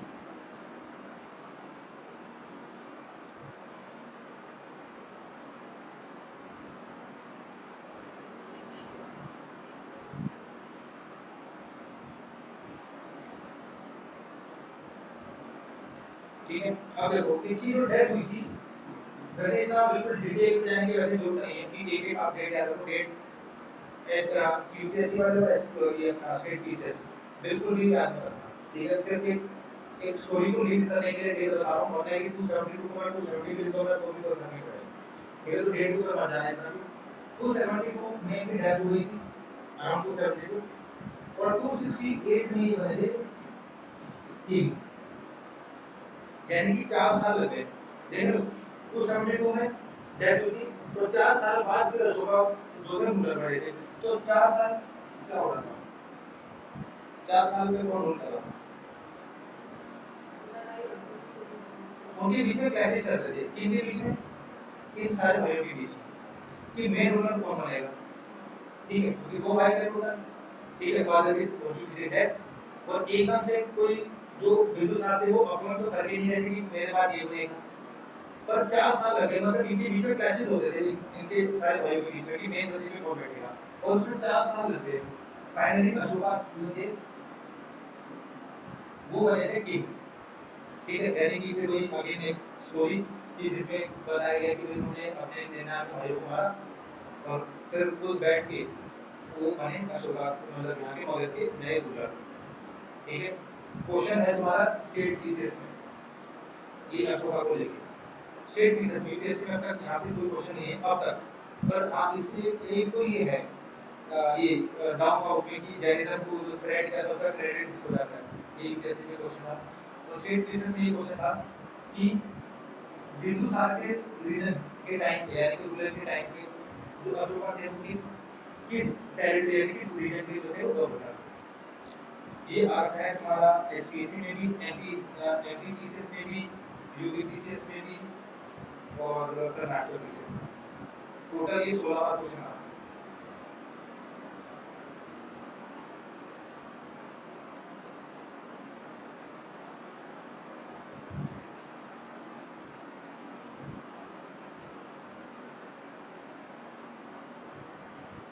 और फिर ये चीजें जो ये स्टोरी है कि भाई इसने अपने 99 ब्रदर्स को किल करके तो गद्दी पे बैठा था और उनके क्लैशेस को लगे थे 4 साल। ये बात लिखी गई है दीपवंसा और महावंसा बुक्स में, जो कि बुद्धिज्म की बुक है, ठीक है। उसमें इस चीज का मेंशन है दीपवंसा और महावंसा। वैसे भी क्वेश्चन बन जाते हैं दीपवंसा महावंसा, ठीक है, कि 4 ऑप्शंस दे देंगे तुम्हें और कह देंगे कि एक में से कौन सी जो बुक है वो बुद्धिज्म से रिलेटेड है, एक कौन सी बुक है वो बुद्धिज्म से रिलेटेड नहीं है। तो दीपवंसा महावंसा ये जो 2 बुक्स हैं इसमें इनका इसका मेंशन है इस चीज का,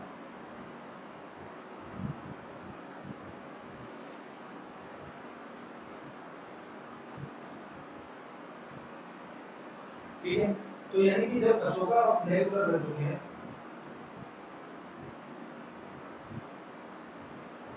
अगेन नॉर्थ वेस्ट तो अभी भी इंटैक्ट ही है, यानी कि नॉर्थ वेस्ट में तो कोई सोच ही नहीं रहा कि फर्दर एक्सटेंड कर दे।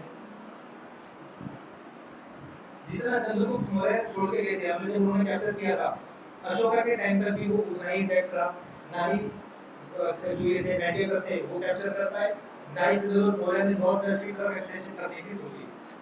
प्रॉब्लम क्या थी, एक तो यहाँ तक कहाँ तक आ चुके थे, मैसूर तक आ चुके थे, ठीक है। यानी कि अशोका ने इस चीज को भी कंफर्म किया है। देखो यहाँ पे थे चोलाचेरा पांड्या साउथ में, उन्होंने मेंशन किया कि हाँ हमारे नॉर्थ में यानी कि हमारी बॉर्डर किससे शेयर होती है, मौर्यन एम्पायर से, ठीक है। और मौर्यन एम्पायर में अशोका ने भी इस चीज को मेंशन किया है कि मेरी बाउंड्री शेयर होती है किसके साथ, चोलाचेरा और पांड्या के साथ, यानी कि दोनों ने एक दूसरे की बाउंड्री को एक्सेप्ट किया। इन्होंने ये माना कि हाँ भाई हमारे नॉर्थ में है मौर्यन एम्पायर, और इसने साउथ अशोका ने भी ये चीज को मेंशन किया कि भाई मेरी जो बाउंड्री है साउथ में वो टच होती है चंद्रगुप्त की इसके साथ, चोलाचेरा पांड्या के साथ। बट एक टेरिटरी जो थी वो अभी भी इनसे बाहर थी, कौन सी थी, कलिंगा, ठीक है। जो कलिंग था यानी कि जो प्रेजेंट है उड़ीसा ये वाला एरिया वो अभी भी मौर्यन एम्पायर के कंट्रोल में नहीं था। अशोका ने मैसेकर करके, मैसेकर मतलब वही मार के खून खराब असर करके कलिंगा को मौर्यन एम्पायर में इंक्लूड किया, ठीक है। यानी कि बाद में जाके ये भी मौर्यन एम्पायर का पार्ट बन गया कलिंग। तो इसके बारे में लिखना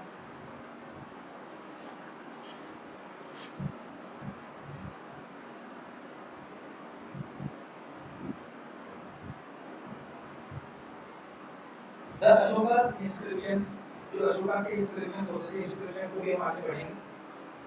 the Ashoka's inscriptions mentions about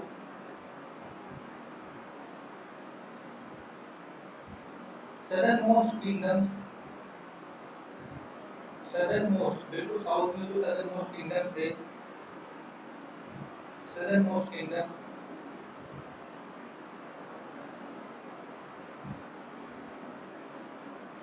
Chola Chera Pandyas as border state, यानी कि वो हमारे बॉर्डर स्टेट हैं साउथ में।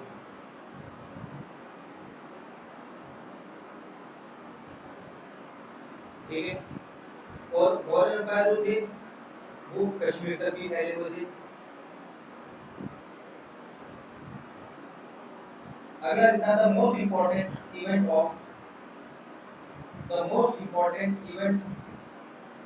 Of Ashoka was his victory over Kalinga in 260 BC, यानी कि 260 BC में अशोका ने कैप्चर कर लिया था कलिंग को।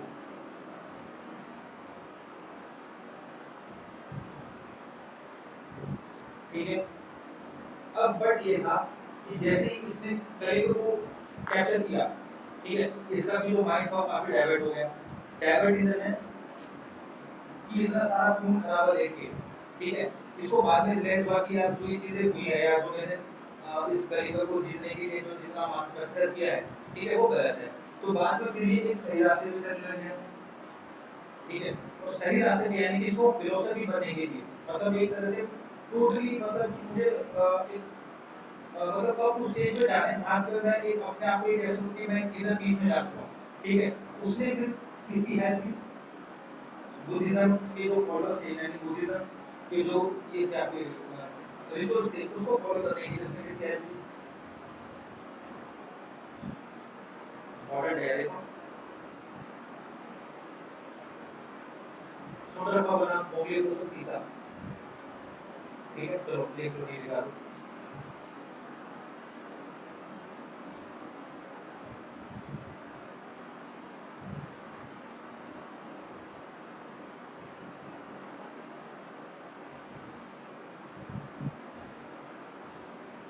With the help of Mogliputra Tisa,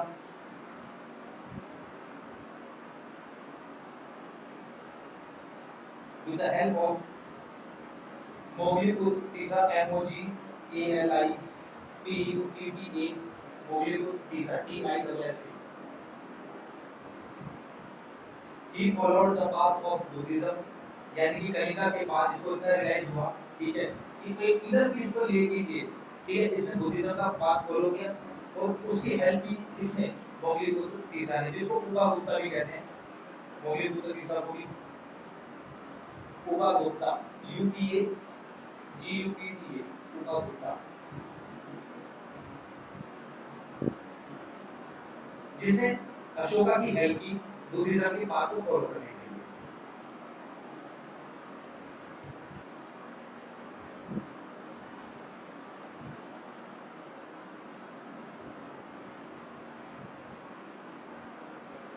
ठीक है, यानी कि एक तरह से अब कलिंगा के युद्ध के बाद जैसे ही बुद्धिज्म को उसने अपनाया, ठीक है, पैट्रोनाइज किया, ठीक है, उनके पाथ को फॉलो करने लगा, यानी कि यहाँ पे चलो कि किसने हेल्प की? बुद्धिस्ट मॉन्क कपल, ठीक है, मोगलीपुत्र तीसा या जिसको उबा गुप्ता भी कहते हैं, जिसने इसकी हेल्प की, चंद्र इसकी अशोका की हेल्प की, किसके पाथ को फॉलो करने के लिए? बुद्धिज्म के पाथ को फॉलो करने के लिए। तो जब इसने पाथ को फॉलो किया, ठीक है, और जब ये पूरा प्रॉपर्ली बुद्धिज्म में बन चुका था, तो इसने फिर अपनी कुछ डिसीजंस लिए, यानी कि पहली बात इसने ये जो था वॉर था, ठीक है, कि भाई मुझे लड़ाई करनी है, लड़ाई करके एरिया जीतना है, कैप्चर करना है, ये सारी चीजों को छोड़ दिया। ठीक है, तो अब देखो बुद्धिज्म को अपनाने के बाद, यानी कि टोटली जब बुद्धिज्म में इन्वॉल्व हो चुका था कौन? अशोका। ठीक है, तो इसने कुछ डिसीजंस लिए, देखना स्टार्ट करना इंपॉर्टेंट है। First, he gave up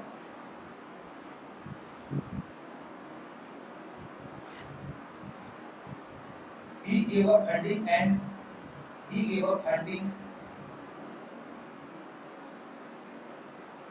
and believed in non-violence and believed in non-violence.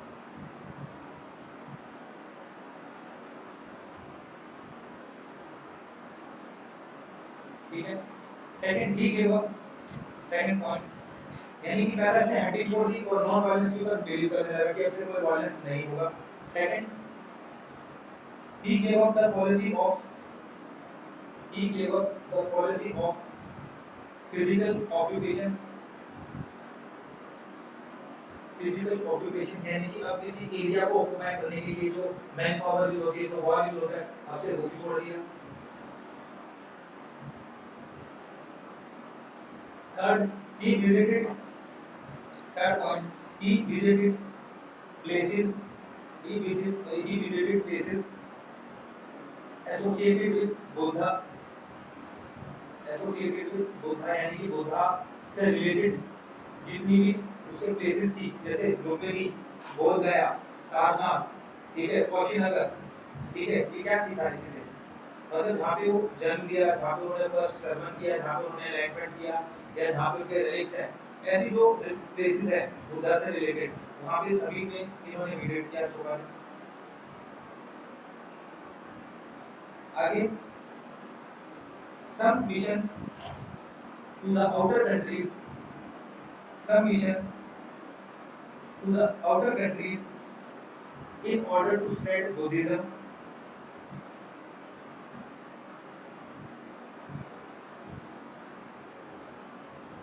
ठीक है, यानी कि इसने बाहर एम्बेसडर्स भेजे बुद्धिज्म को फैलाने के लिए. श्रीलंका में, इधर आपका ईस्ट साइड में म्यांमार, थाईलैंड, जो ये एरिया, चाइना, ठीक है, इधर बुद्धिज्म को फैलाने के लिए अपने एम्बेसडर्स भेजे, ठीक है, ताकि भाई तुम जाओ ज्यादा से ज्यादा जो है बुद्धिज्म को स्प्रेड करो.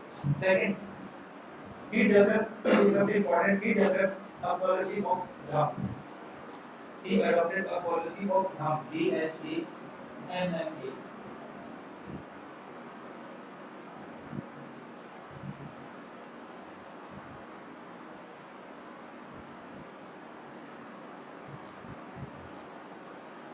तो वो धर्म क्या है ना, धर्म है एक set of rule, it is a set of rule, ठीक है, यानी कि एक ऐसे रूल जो कि वो अशोका अपने एम्पायर में चाहता था कि एक ऐसा रूल, एक सारे लोग इस रूल को फॉलो करें. पहली बात, ये जो धर्म का जो रूल है, ठीक है, क्वेश्चन आ सकता है इसमें से कई बार, मतलब इसमें आप ये जो मॉक टेस्ट है उसमें क्वेश्चन आता है ये कि जो धर्म है क्या वो प्रॉपर्ली बुद्धिज्म से रिलेटेड है, तो नहीं. ऐसा नहीं है कि अशोका ने बुद्धिज्म की सारी बातें अपने धर्म में डाल दी और फिर वो लोगों तक फैला रहा है. धर्म में अशोका के भी कुछ डिस्कशनरी थी, यानी कि उन्मादी से भी उसने कुछ पॉइंट्स लिखे थे कि जो वो चाहता था कि उसके एरिया में वो चीजें हों, ठीक है, जैसे नॉन वायलेंस, ठीक है, भाई जो लोग हैं वो दूसरे धर्मों को भी माने, अगर चलो ठीक है, तो तुम्हारा जो रिलीजन है तुम उसको फॉलो करो, बट ऐसा नहीं है कि तुम दूसरे किसी और रिलीजन को तो डेप्रिएट कर रहे हो, उसको खराब कर रहे हो, उसको नफरत कर रहे हो उससे, या उसको मतलब एक तरह से नीचा दिखा रहे हो, तो वो सब चीजें थी. ठीक है, तो धर्म में अशोका की जो खुद के जो बिलीफ थे, तो खुद के भी थॉट थे, वो इसमें मेंशन थे. ऐसा नहीं है कि बुद्धिज्म की कि भाई वो बुद्धिज्म को फॉलो करता था तो बुद्धिज्म के रूल उठा के उसने धर्म में डाल दिए और फिर वो लोगों तक पहुंचा दिए. ठीक है, ना ही हिंदुइज्म ना ही बुद्धिज्म, जो धर्म था वो उसके खुद के थॉट्स जो उसने एक्सपीरियंस किया जब वो बुद्धिज्म बना, कि कैसे उसकी जो पॉलिसी होनी चाहिए, कैसे उसके एरिया में एडमिनिस्ट्रेशन चलना चाहिए, ठीक है, कैसा एक सोशल एनवायरनमेंट होना चाहिए. ठीक है, तो वो सारी की सारी बातें लिखी धर्म में. ठीक है, और उसको फिर उसने पूरे एरिया में पेश कर दिया. ठीक है, तो याद रखना कि बुद्धिज्म से रिलेटेड ऐसा कुछ नहीं है कि धर्म जो है वो टोटली बुद्धिज्म वाला है. ठीक है, ऐसा नहीं है. उसके खुद के भी थॉट्स थे जो उसको लगता था कि हाँ मेरे एरिया में ये चीज़ें ऐसा सोशल सिस्टम होना चाहिए, एक ऐसा इकोनॉमिक सिस्टम होना चाहिए, एक ऐसा एनवायरनमेंट होना चाहिए. तो जितने भी उसके खुद के जो थॉट थे वो उसने एक मतलब सेट ऑफ रूल बना दिया और उसको बुला लिया पूरा का पूरा धाम. यानी कि फॉर एग्जांपल उसने कुछ सेट ऑफ रूल बना दिए. ठीक है, और इन पूरे सेट ऑफ रूल को बोला गया था, और ये सारे के सारे जो है वो बुद्धिज्म से रिलेटेड नहीं थे। 2 मिनट बाद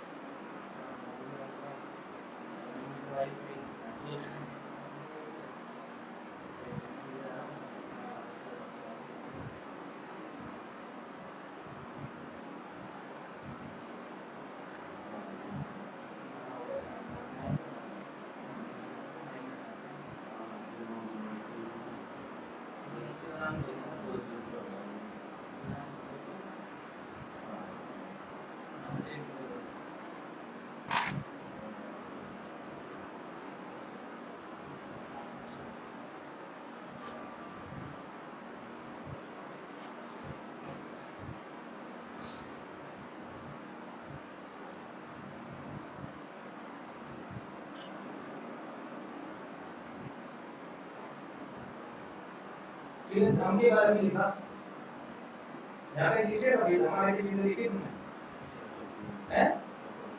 सेट ऑफ रूल्स, ठीक है, इसी के बाद इसी में एरो बना के धम के बारे में।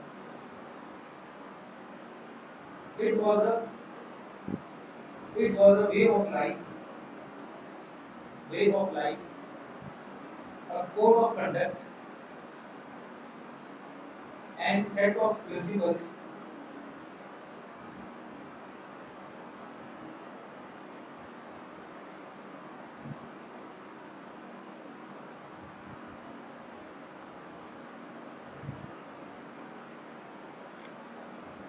ठीक है। अब ये देखो, ये सेट ऑफ रूल्स कौन कौन से थे, ठीक है, अब ये जो सेट ऑफ रूल्स थे ये कौन कौन से थे, ये थे टोटल 7, ठीक है, टोटल 7 थे। ये अशोका ने अपना एक सेट ऑफ रूल बनाया बुद्धिज्म को अडॉप्ट करने के बाद, जिसको बोला गया था, ठीक है। इस धम के अंदर इस यानी कि जो सेट ऑफ रूल था इससे अंदर थे टोटल 7 बातें, जो कि वो चाहता था कि भाई ये जो रूल्स हैं ये मेरी जो पूरी की पूरी पब्लिक है, यानी कि मेरे पूरे एरिया में जो पब्लिक रहती है वो इन चीज़ों को फॉलो करे। तो number 1,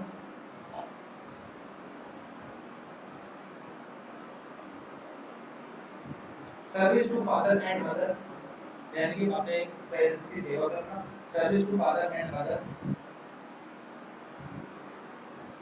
practice of non violence, अभी नंबर 1 चल रहा है, ठीक है, practice of non violence, love of truth,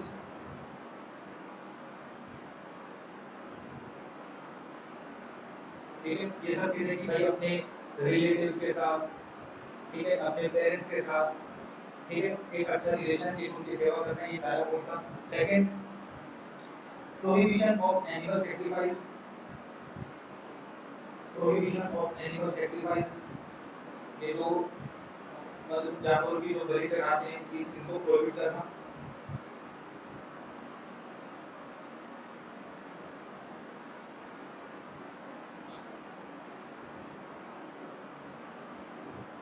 ठीक है, third,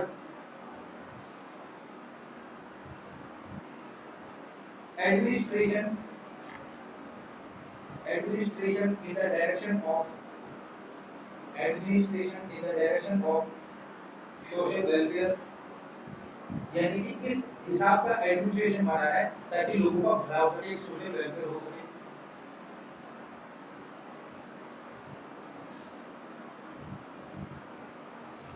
fourth point, good treatment of servant,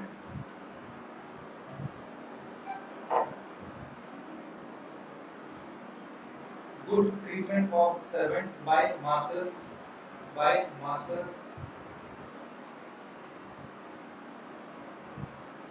ठीक है। यानी कि जो सर्वेंट होते हैं, यानी कि जो लोगों के नीचे काम करते थे, यानी मास्टर्स के नीचे जो उनके जो स्लेव्स होते थे, जो काम करते थे, उनके साथ एक अच्छा बिहेव करना। ऐसा नहीं कि भाई तुम्हारा सर्वेंट है, ठीक है, तुम ऑफिसर हो तो तुम उसके साथ एक खास ट्रीट करोगे, उसको मतलब खास रखोगे उसके साथ, ठीक है, रिलेशन, वो नहीं। एक अच्छा ट्रीट करना है, एक ह्यूमन, जिसको कहते हैं ना ह्यूमन, मतलब एक इंसानियत दिखानी है किसको, एक मास्टर को अपने सर्वेंट के साथ, ठीक है। अगला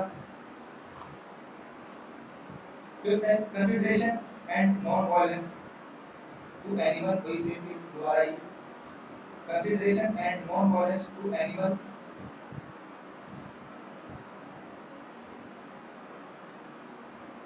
लिबर्टी टू ब्राह्मण्स, यानी कि जो ब्राह्मण्स है उनके साथ भी एक अच्छा रिलेशन बनाना। सिक्स्थ है tolerance among all the religion, कि आप जो जितने भी रिलीजन है उनके साथ टॉलरेट होना। ऐसा नहीं कि आप अपने अपने धर्म को तो प्रचार में लेके आ रहे हो, दूसरे को नीचा दिखा रहे हो, टॉलरेट होना चाहिए, ठीक है। सेवन पॉइंट, कॉन्क्वेस्ट का मतलब what do you mean by conquest, क्या होता है कॉन्क्वेस्ट? मुझे लगता है तुमने बस में ना बुक नहीं पढ़ी है, 10 मिनट में इंग्लिश बोलना सीखी, पूछो तो जाने 10 की 3 किताब आ जाएगी हमारे टाइम पे क्या मतलब, ठीक है, मतलब 2005 और 4 10 रुपए की 3 किताब, पूछो तो जाने, और एक होती थी इंग्लिश सीखना सीखें, और थर्ड होती थी जीके, और प्रिंट वो वाले जो तुम्हारे लूटर वाले पेज होते हैं ना, 10 वाले, वो कहते हैं बिल्कुल ब्राउन, तो अगर तुम उसमें ब्लैक करो तो दिखेगा ही नहीं, इतने काले पेज होते हैं, है ना। ऐसे पेज की पढ़ी है इंग्लिश, वहाँ पे लिखा था पढ़ने का टाइम ही नहीं मिलता, दूर से आना पड़ता, नहीं भाई छोरे। चलो, कॉन्क्वेस्ट का मतलब होता है किसी चीज को एक्वायर करना, ठीक है, जमीन हड़प लेना या अपनी जीत लेना किसी चीज को, ठीक है। कि जैसे मान के चलो मैंने किसी को हरा के उसका एरिया को कैप्चर कर लिया, तो मैंने इसका मतलब ये कि मैंने उस एरिया को कॉन्क्वेस्ट कर दिया, ठीक है। कॉन्क्वेस्ट का मतलब होता है लड़ाई करके किसी एरिया को आप अपने अंडर में लेते हो। Conquest through drama instead of through war, conquest through drama instead of through war, यानी कि अगर मुझे, यानी कि अशोका को अगर आपसे किसी एरिया को कॉन्क्वेस्ट करना है, जीतना है, तो अब वॉर के थ्रू नहीं, मतलब उसने वॉर को पूरा गिव अप कर दिया धर्म के अकॉर्डिंग, धर्म के मतलब यानी उसके साथ अच्छा रिलेशन बना के, ठीक है, या उसको मतलब किसी तरह मतलब पहला फुसला के किसी भी तरह, बट वॉर का रास्ता नहीं, और उसके एरिया को कैप्चर करना है, यानी कि अशोका की ये एक नई पॉलिसी हो चुकी थी, ठीक है। अब सेकंड चीज, ये सातों के सातों जो पॉइंट हैं, ठीक है, ये तो उसने अब लिख लिए, मतलब अपने धर्मों में लिख लिए, और इनको फिर लिखवाया पत्थर के ऊपर, ये तो बड़े पत्थर थे, उनके ऊपर इनको लिखवाया, जिनको कहा जाता है रॉक इंस्क्रिप्शंस, ठीक है।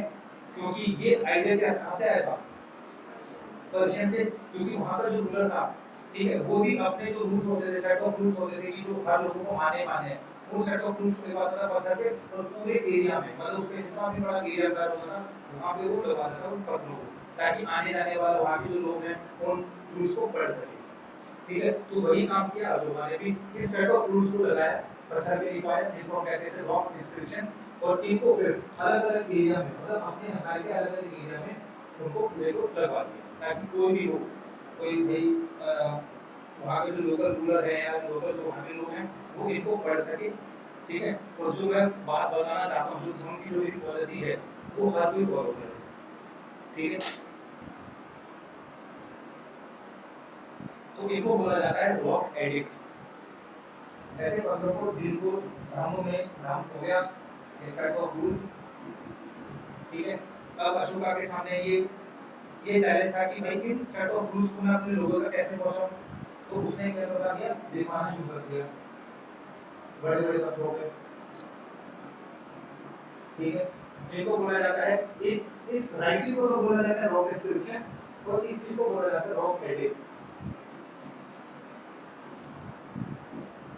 इस चीज को बोला जाता है रॉक एडिक्ट्स। और इस रॉक एडिक्ट्स को फिर इसने पूरे के पूरे जहाँ तक जिसका इनका अम्पायर था वहां पे हर जगह लगवा दिया, ठीक है।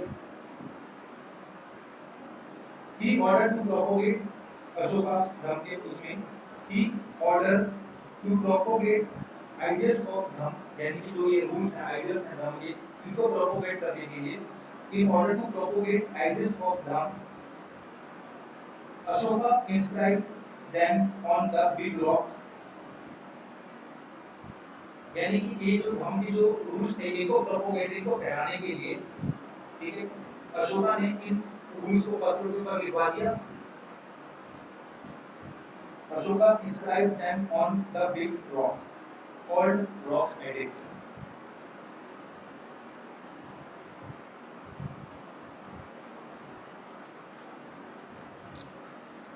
ठीक है, अब एक छोटा सा रफ मैप बना लेना इंडिया का, इंडिया में बनाना, ठीक है।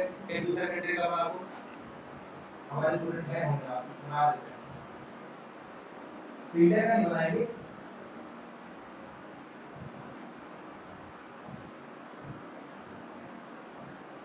इंडिया का ना बना के वो बना देंगे अजरबैजान का। सर ये देखो, ये है मेरा इंडिया,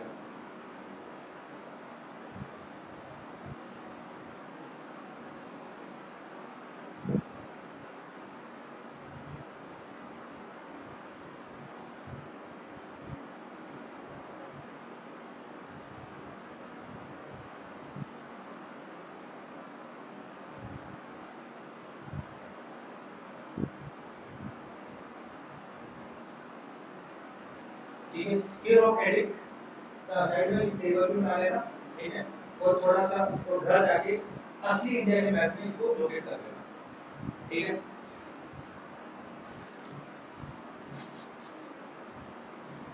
ये जो रॉक एडिक्ट्स थे, यानी कि मेजर रॉक एडिक्ट, यानी कि जो उसने बातें लिखवाई थी पत्थरों के ऊपर, जिनको हम बोलते हैं रॉक एडिक्ट्स, ये पूरे के पूरे एम्पायर में, यानी कि जहाँ तक उनका कंट्रोल था वो मिलती हैं 10 लोकेशंस की, ठीक है। टोटल 10 लोकेशंस हैं जहाँ पे ये रॉक एडिक्ट देखने को मिलते हैं। पहला है शहबाजगढ़ी, SHAHBAZGARHI,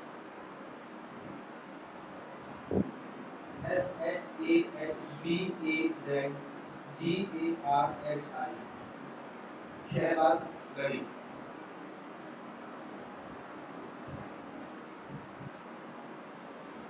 ठीक है। शहबाजगढ़ी बिल्कुल यहाँ पे पाकिस्तान में, इधर की तरफ महाराष्ट्र में, पाकिस्तान,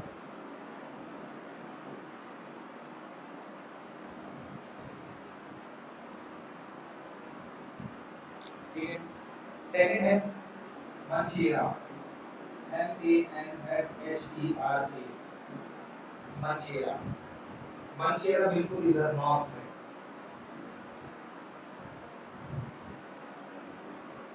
ये भी पाकिस्तान में है।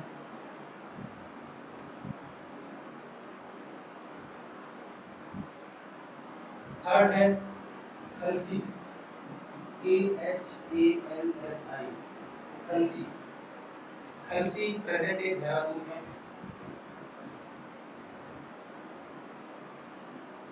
इधर देहरादून इधर,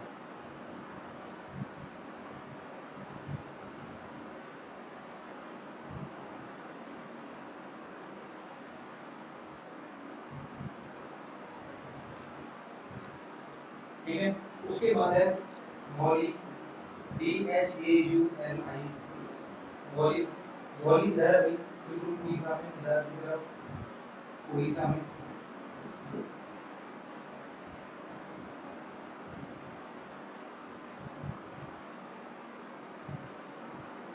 ठीक है। उसके बाद है फिफ्थ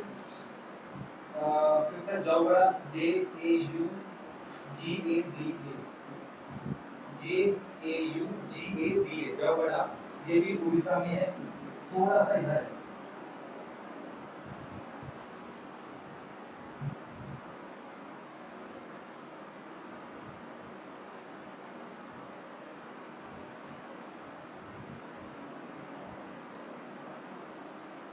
ठीक है, उसके बाद आता है सिक्स्थ सन्नाटी, SANNATI, कर्नाटक में, सन्नाटी कर्नाटक में।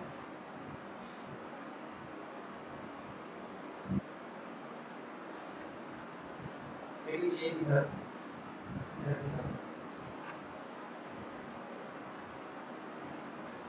फिर आता है sixth sorry seventh Yerragudi, YERRAGUDDI, Yerragudi Andhra Pradesh में, इधर थोड़ा सा साउथ में।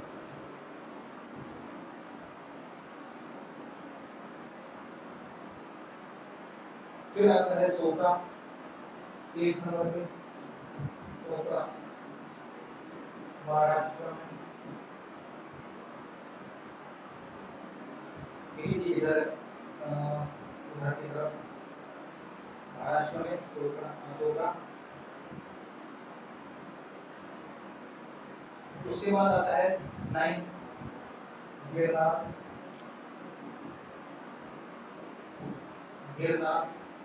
गिरनार इधर ये नीचे वाली में।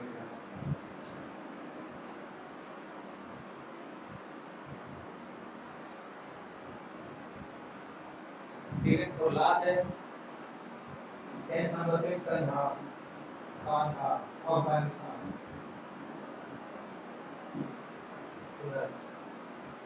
बिल्कुल अफगानिस्तान में कंधार।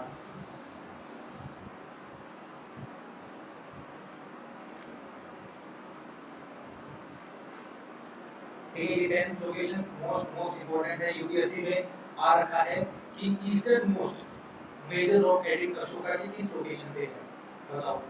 ईस्टर्न मोस्ट यही आंसर दोहरी। ठीक है, जब तक पता नहीं होगा, जब तक खुद मैं भी नहीं करूँगा तब तक नहीं। एक सिंपल सा क्वेश्चन था ये, ठीक है, जो कि अशोका के टाइम से आ रखा था।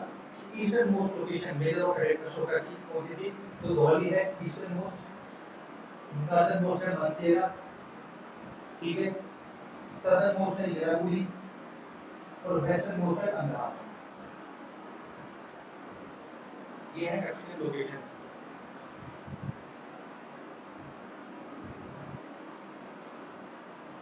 अब ये देखो, ये बातें तो चलो ठीक है, 10 के 10 जो लोकेशंस थी उन्होंने लिखा दी, पर क्या हर कोई लोग हर लैंग्वेज जानता था? अशोका ने किस लैंग्वेज में लिखा है? बताओ।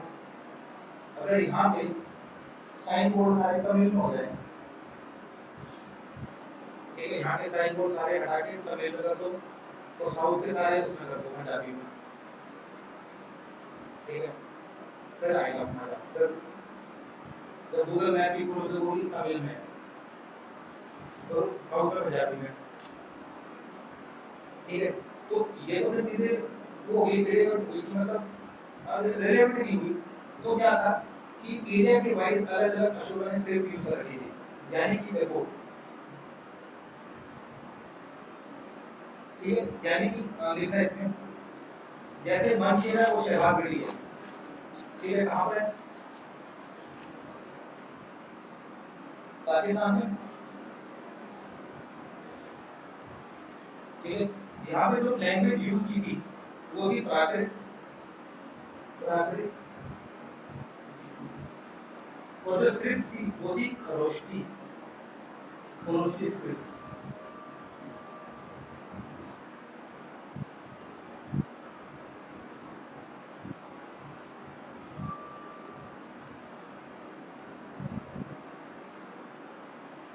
ठीक है, कंधार में जो था, जो कि अफगानिस्तान में है, ठीक है,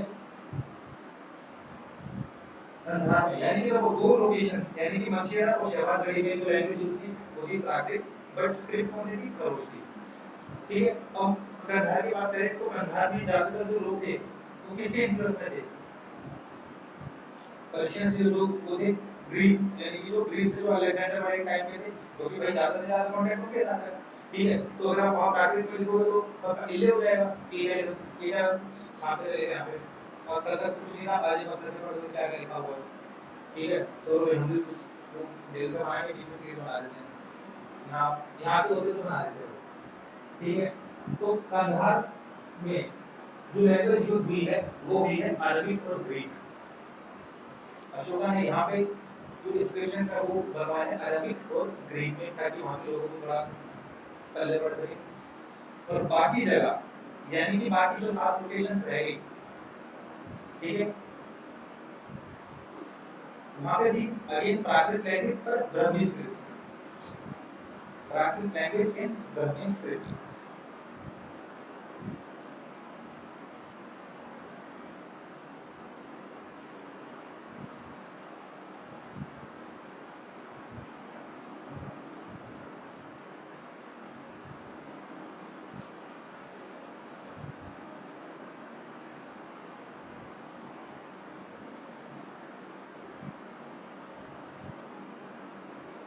ठीक है, अब ये देखो, फिर आते हैं अगेन हम मेजर ऑफ प्रेडिक्ट पे।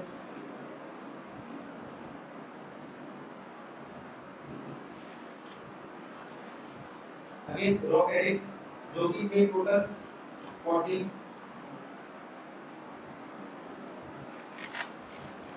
ठीक है, टोटल थे 14 रॉक एडिक्ट्स। अब पहला रॉक एडिक्ट के बारे में लिखना, ये भी बहुत इंपॉर्टेंट है, यहाँ से क्वेश्चंस आते हैं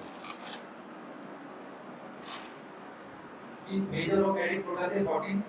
अब इन 14 में भी अलग अलग रॉक एडिक्ट में कुछ कुछ चीजें लिखी हुई हैं, ये बहुत मोस्ट इंपॉर्टेंट है। पहला, फर्स्ट रॉक एडिक्ट,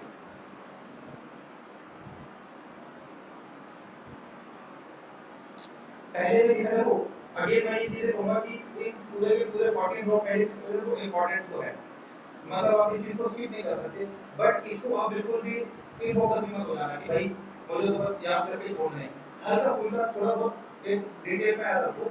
ठीक है, कि जैसे मान के चलो उसमें 5 लाइन का वो है रॉक एडिक्ट का, 5 में से अगर 2 वर्ड भी इंपॉर्टेंट हैं तो उन 2 वर्ड्स को याद रखो बस, कि पहले रॉक एडिक्ट में इन्हीं का जिक्र है, पूरा का पूरा पैराग्राफ याद रखने की जरूरत नहीं है। तो मैं वहां पे सिर्फ आपको शॉर्ट टर्म से बता रहा हूं, नोट्स में आपको जो नोट्स मिलेंगे उसमें पूरा का पूरा पैराग्राफ मिलेगा। ठीक है, तो उसका कोई रिलेवेंट नहीं है, बट हाँ फिर भी चलो नोट्स में देने दो, वो उसमें मैंने पूरा लिखा था। यहाँ पे मैं सिर्फ एक शॉर्ट टर्म में लिखवा रहा हूँ कि पहले रॉक एडिक्ट में किसकी व्यवस्था, ताकि तुम्हें एक आइडिया हो जाए। ठीक है, एट द लास्ट में अपना क्वेश्चन ठीक करना है। तो पहला जो रॉक एडिक्ट है उसमें बात की है prohibition of animal, prohibition of animal slaughter,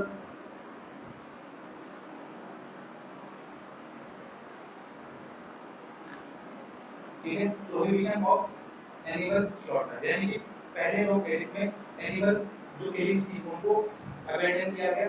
second rock edict,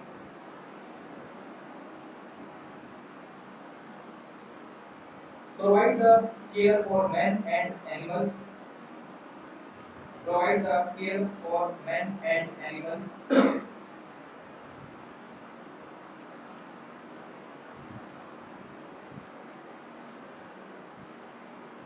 ठीक है, पहले सेकंड में ये हो गया, इसी में सेकंड पॉइंट, मतलब रॉक एडिक्ट 2 की बात हुई है, इसी में second point,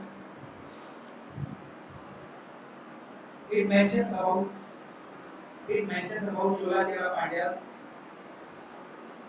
it mentions about Chola Chera Pandyas,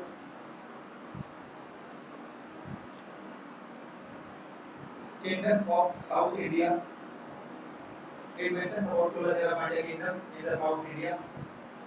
यानी कि अगर क्वेश्चन आता है कि अशोका के किस रॉक एडिक्ट में ये मेंशन है कि उसका जो बॉर्डर है उसके बॉर्डर के साउथ में चोला चेरा पांड्या है, ये चीज का मेंशन कहां पर है? तो इस चीज का मेंशन है मेजर ऑफ एडिक्ट 2 में। ठीक है, 3 मेजर ऑफ एडिक्ट 3,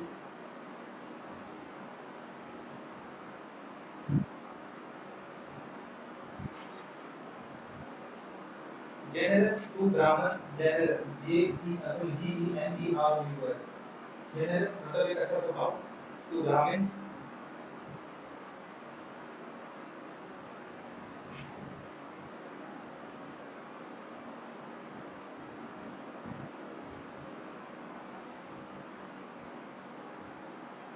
ठीक है।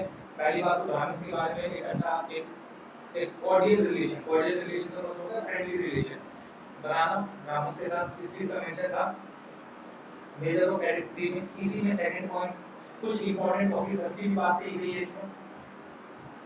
कुछ important Ashoka mentions some important officers also,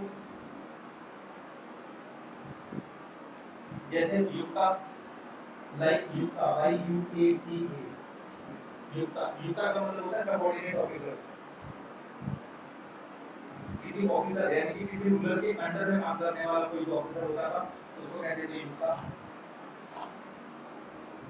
प्रदेशिका, PRADESIKAS,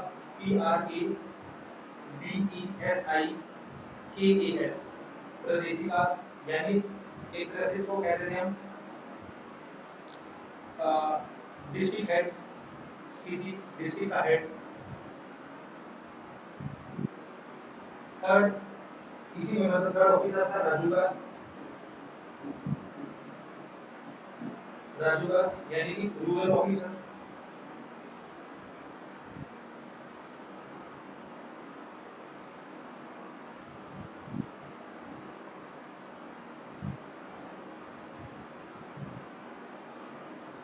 ठीक है।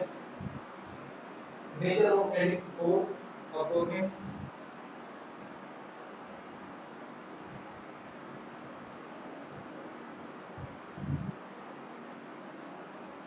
ठीक है धर्मघोष, 4 में बात की गई है धर्मघोष, DHAMMAJGOSHA,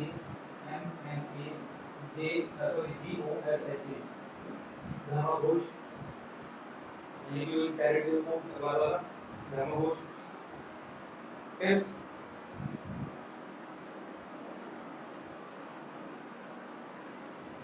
में बात की गई है a good policy toward slaves, यानी जो स्लेव्स हैं उनके प्रति एक अच्छी पॉलिसी बनाना।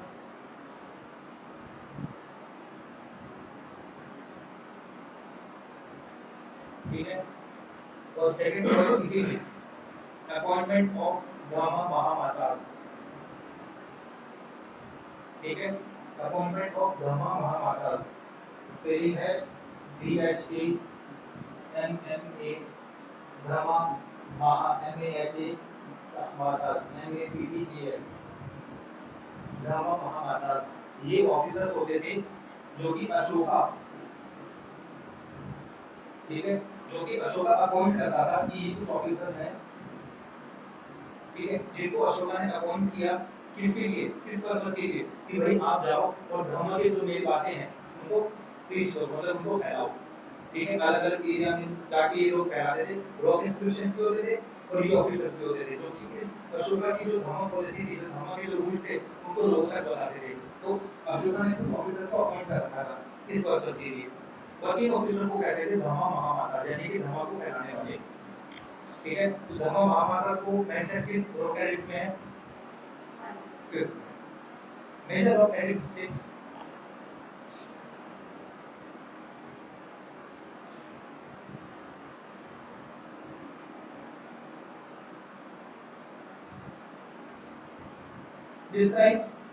describes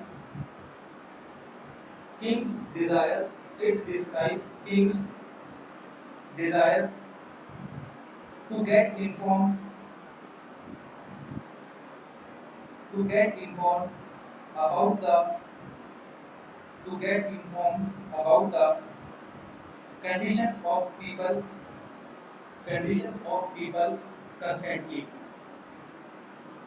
constantly, यानी कि अब ये किंग की रिस्पॉन्सिबिलिटी बनती है कि उनके जो प्रजा है, यानी कि जो उनके एरिया में रहने वाले लोग हैं उनकी कैसी कंडीशंस हैं, ठीक है, उनकी क्या डिजायर है, क्या उनकी रिक्वायरमेंट है। अब वो इस किंग को तुरंत पता चलनी चाहिए, ऐसा ना हो कि भाई कोई रिवॉल्ट हो जाए, क्योंकि अशोका जब बिंदुसार जो था, बिंदुसार के टाइम पे रिवॉल्ट हुआ था दक्षिणा में। ठीक है, तो ऐसा रिवॉल्ट को बचाने के लिए एटलीस्ट किंग को जो है उनकी कंडीशंस पता होनी चाहिए, उनकी रिक्वायरमेंट्स पता होनी चाहिए कि अगर उनकी वहाँ के जो लोग हैं अगर कुछ किंग से डिमांड कर रहे हैं तो कॉन्स्टेंटली यानी कि तुरंत रेगुलरली उनकी जो डिमांड्स हैं वो किंग तक पहुँचनी चाहिए। ठीक है, ताकि ऐसे कोई रिवोल्ट ना हो सके कि पब्लिक को लगे कि जो किंग है वो इग्नोर कर रहे हैं या हमारी बातों को उन तक पहुँच नहीं रही है। तो ये किंग की रिस्पॉन्सिबिलिटी है कि उसको हर एक चीज इन्फॉर्म होती रहे पब्लिक के थ्रू। ठीक है, तो ये था मेजर ऑफ एडिट 6 में।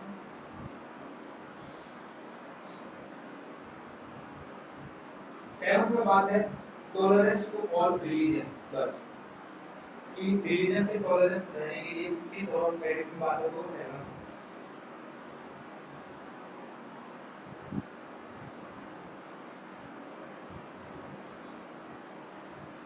ठीक है, वर्क एडिट 8 धम्म यात्रा, DSAMMA धम्म यात्रा,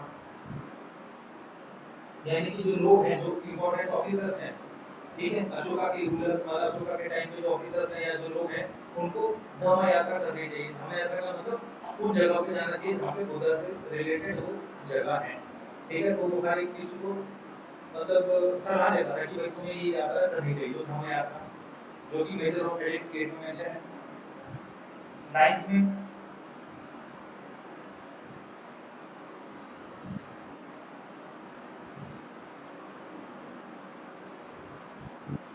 9th में है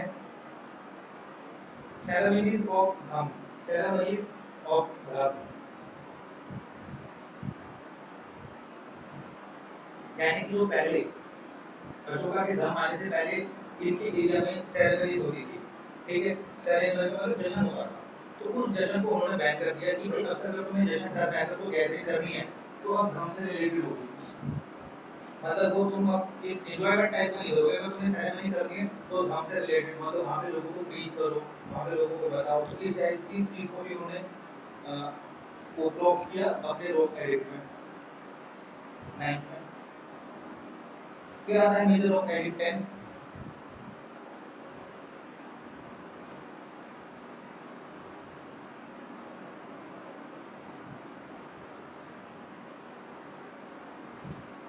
He bans ban on the desire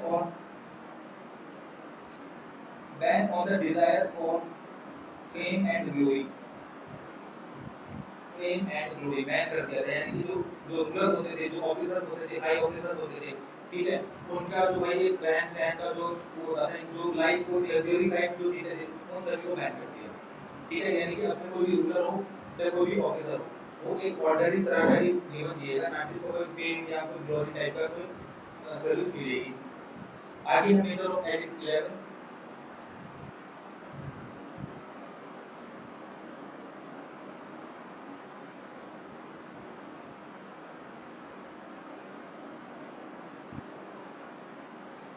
इसमें भी वही लिखा होगा, सेम चीज है, tolerance among different religion.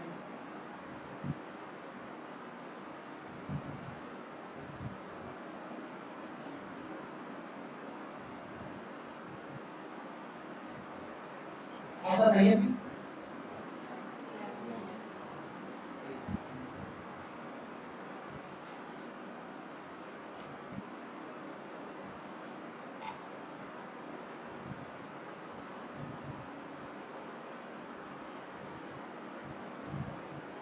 11th में ना ये भी चीज लिख लेना, ये सॉरी उसको काट के 11th में ही लिख लेना।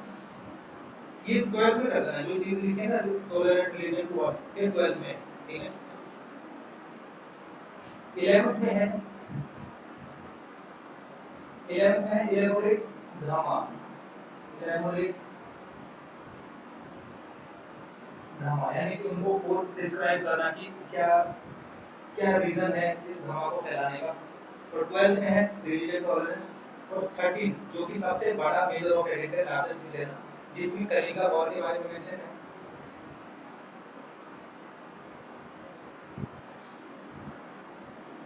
ठीक है, कि जो कलिंगा में अशोका ने जो विक्ट्री ली थी उसका मेंशन है रॉक एडिट 13 में, इंपॉर्टेंट है रॉक एडिट।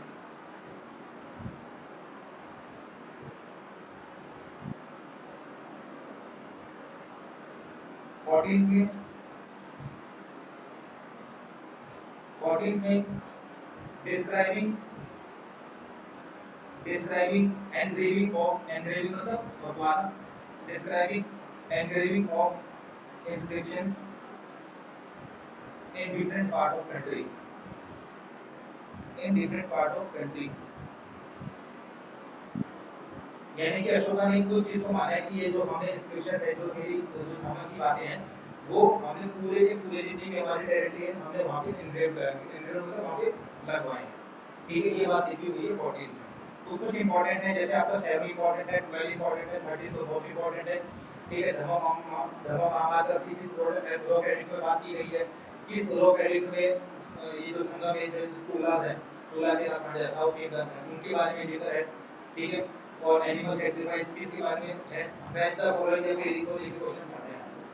ठीक है, और फिर जो ये 40 और लॉ क्रेडिट में टोटल ये किस लैंग्वेज में थे, मतलब मेजर पार्ट किस में था, ब्राह्मी में और प्राकृत में। तो यानी कि टोटल जो थे 10 में से 7 ऐसी जगह थी जहाँ पे ब्राह्मी में यूज किया था।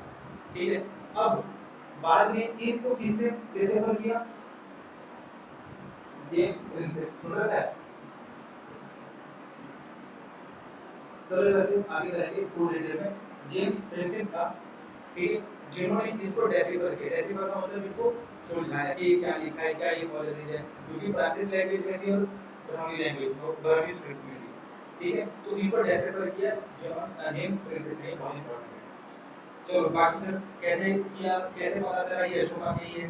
ठीक है, वो करेंगे नेक्स्ट स्टेज पे उसमें।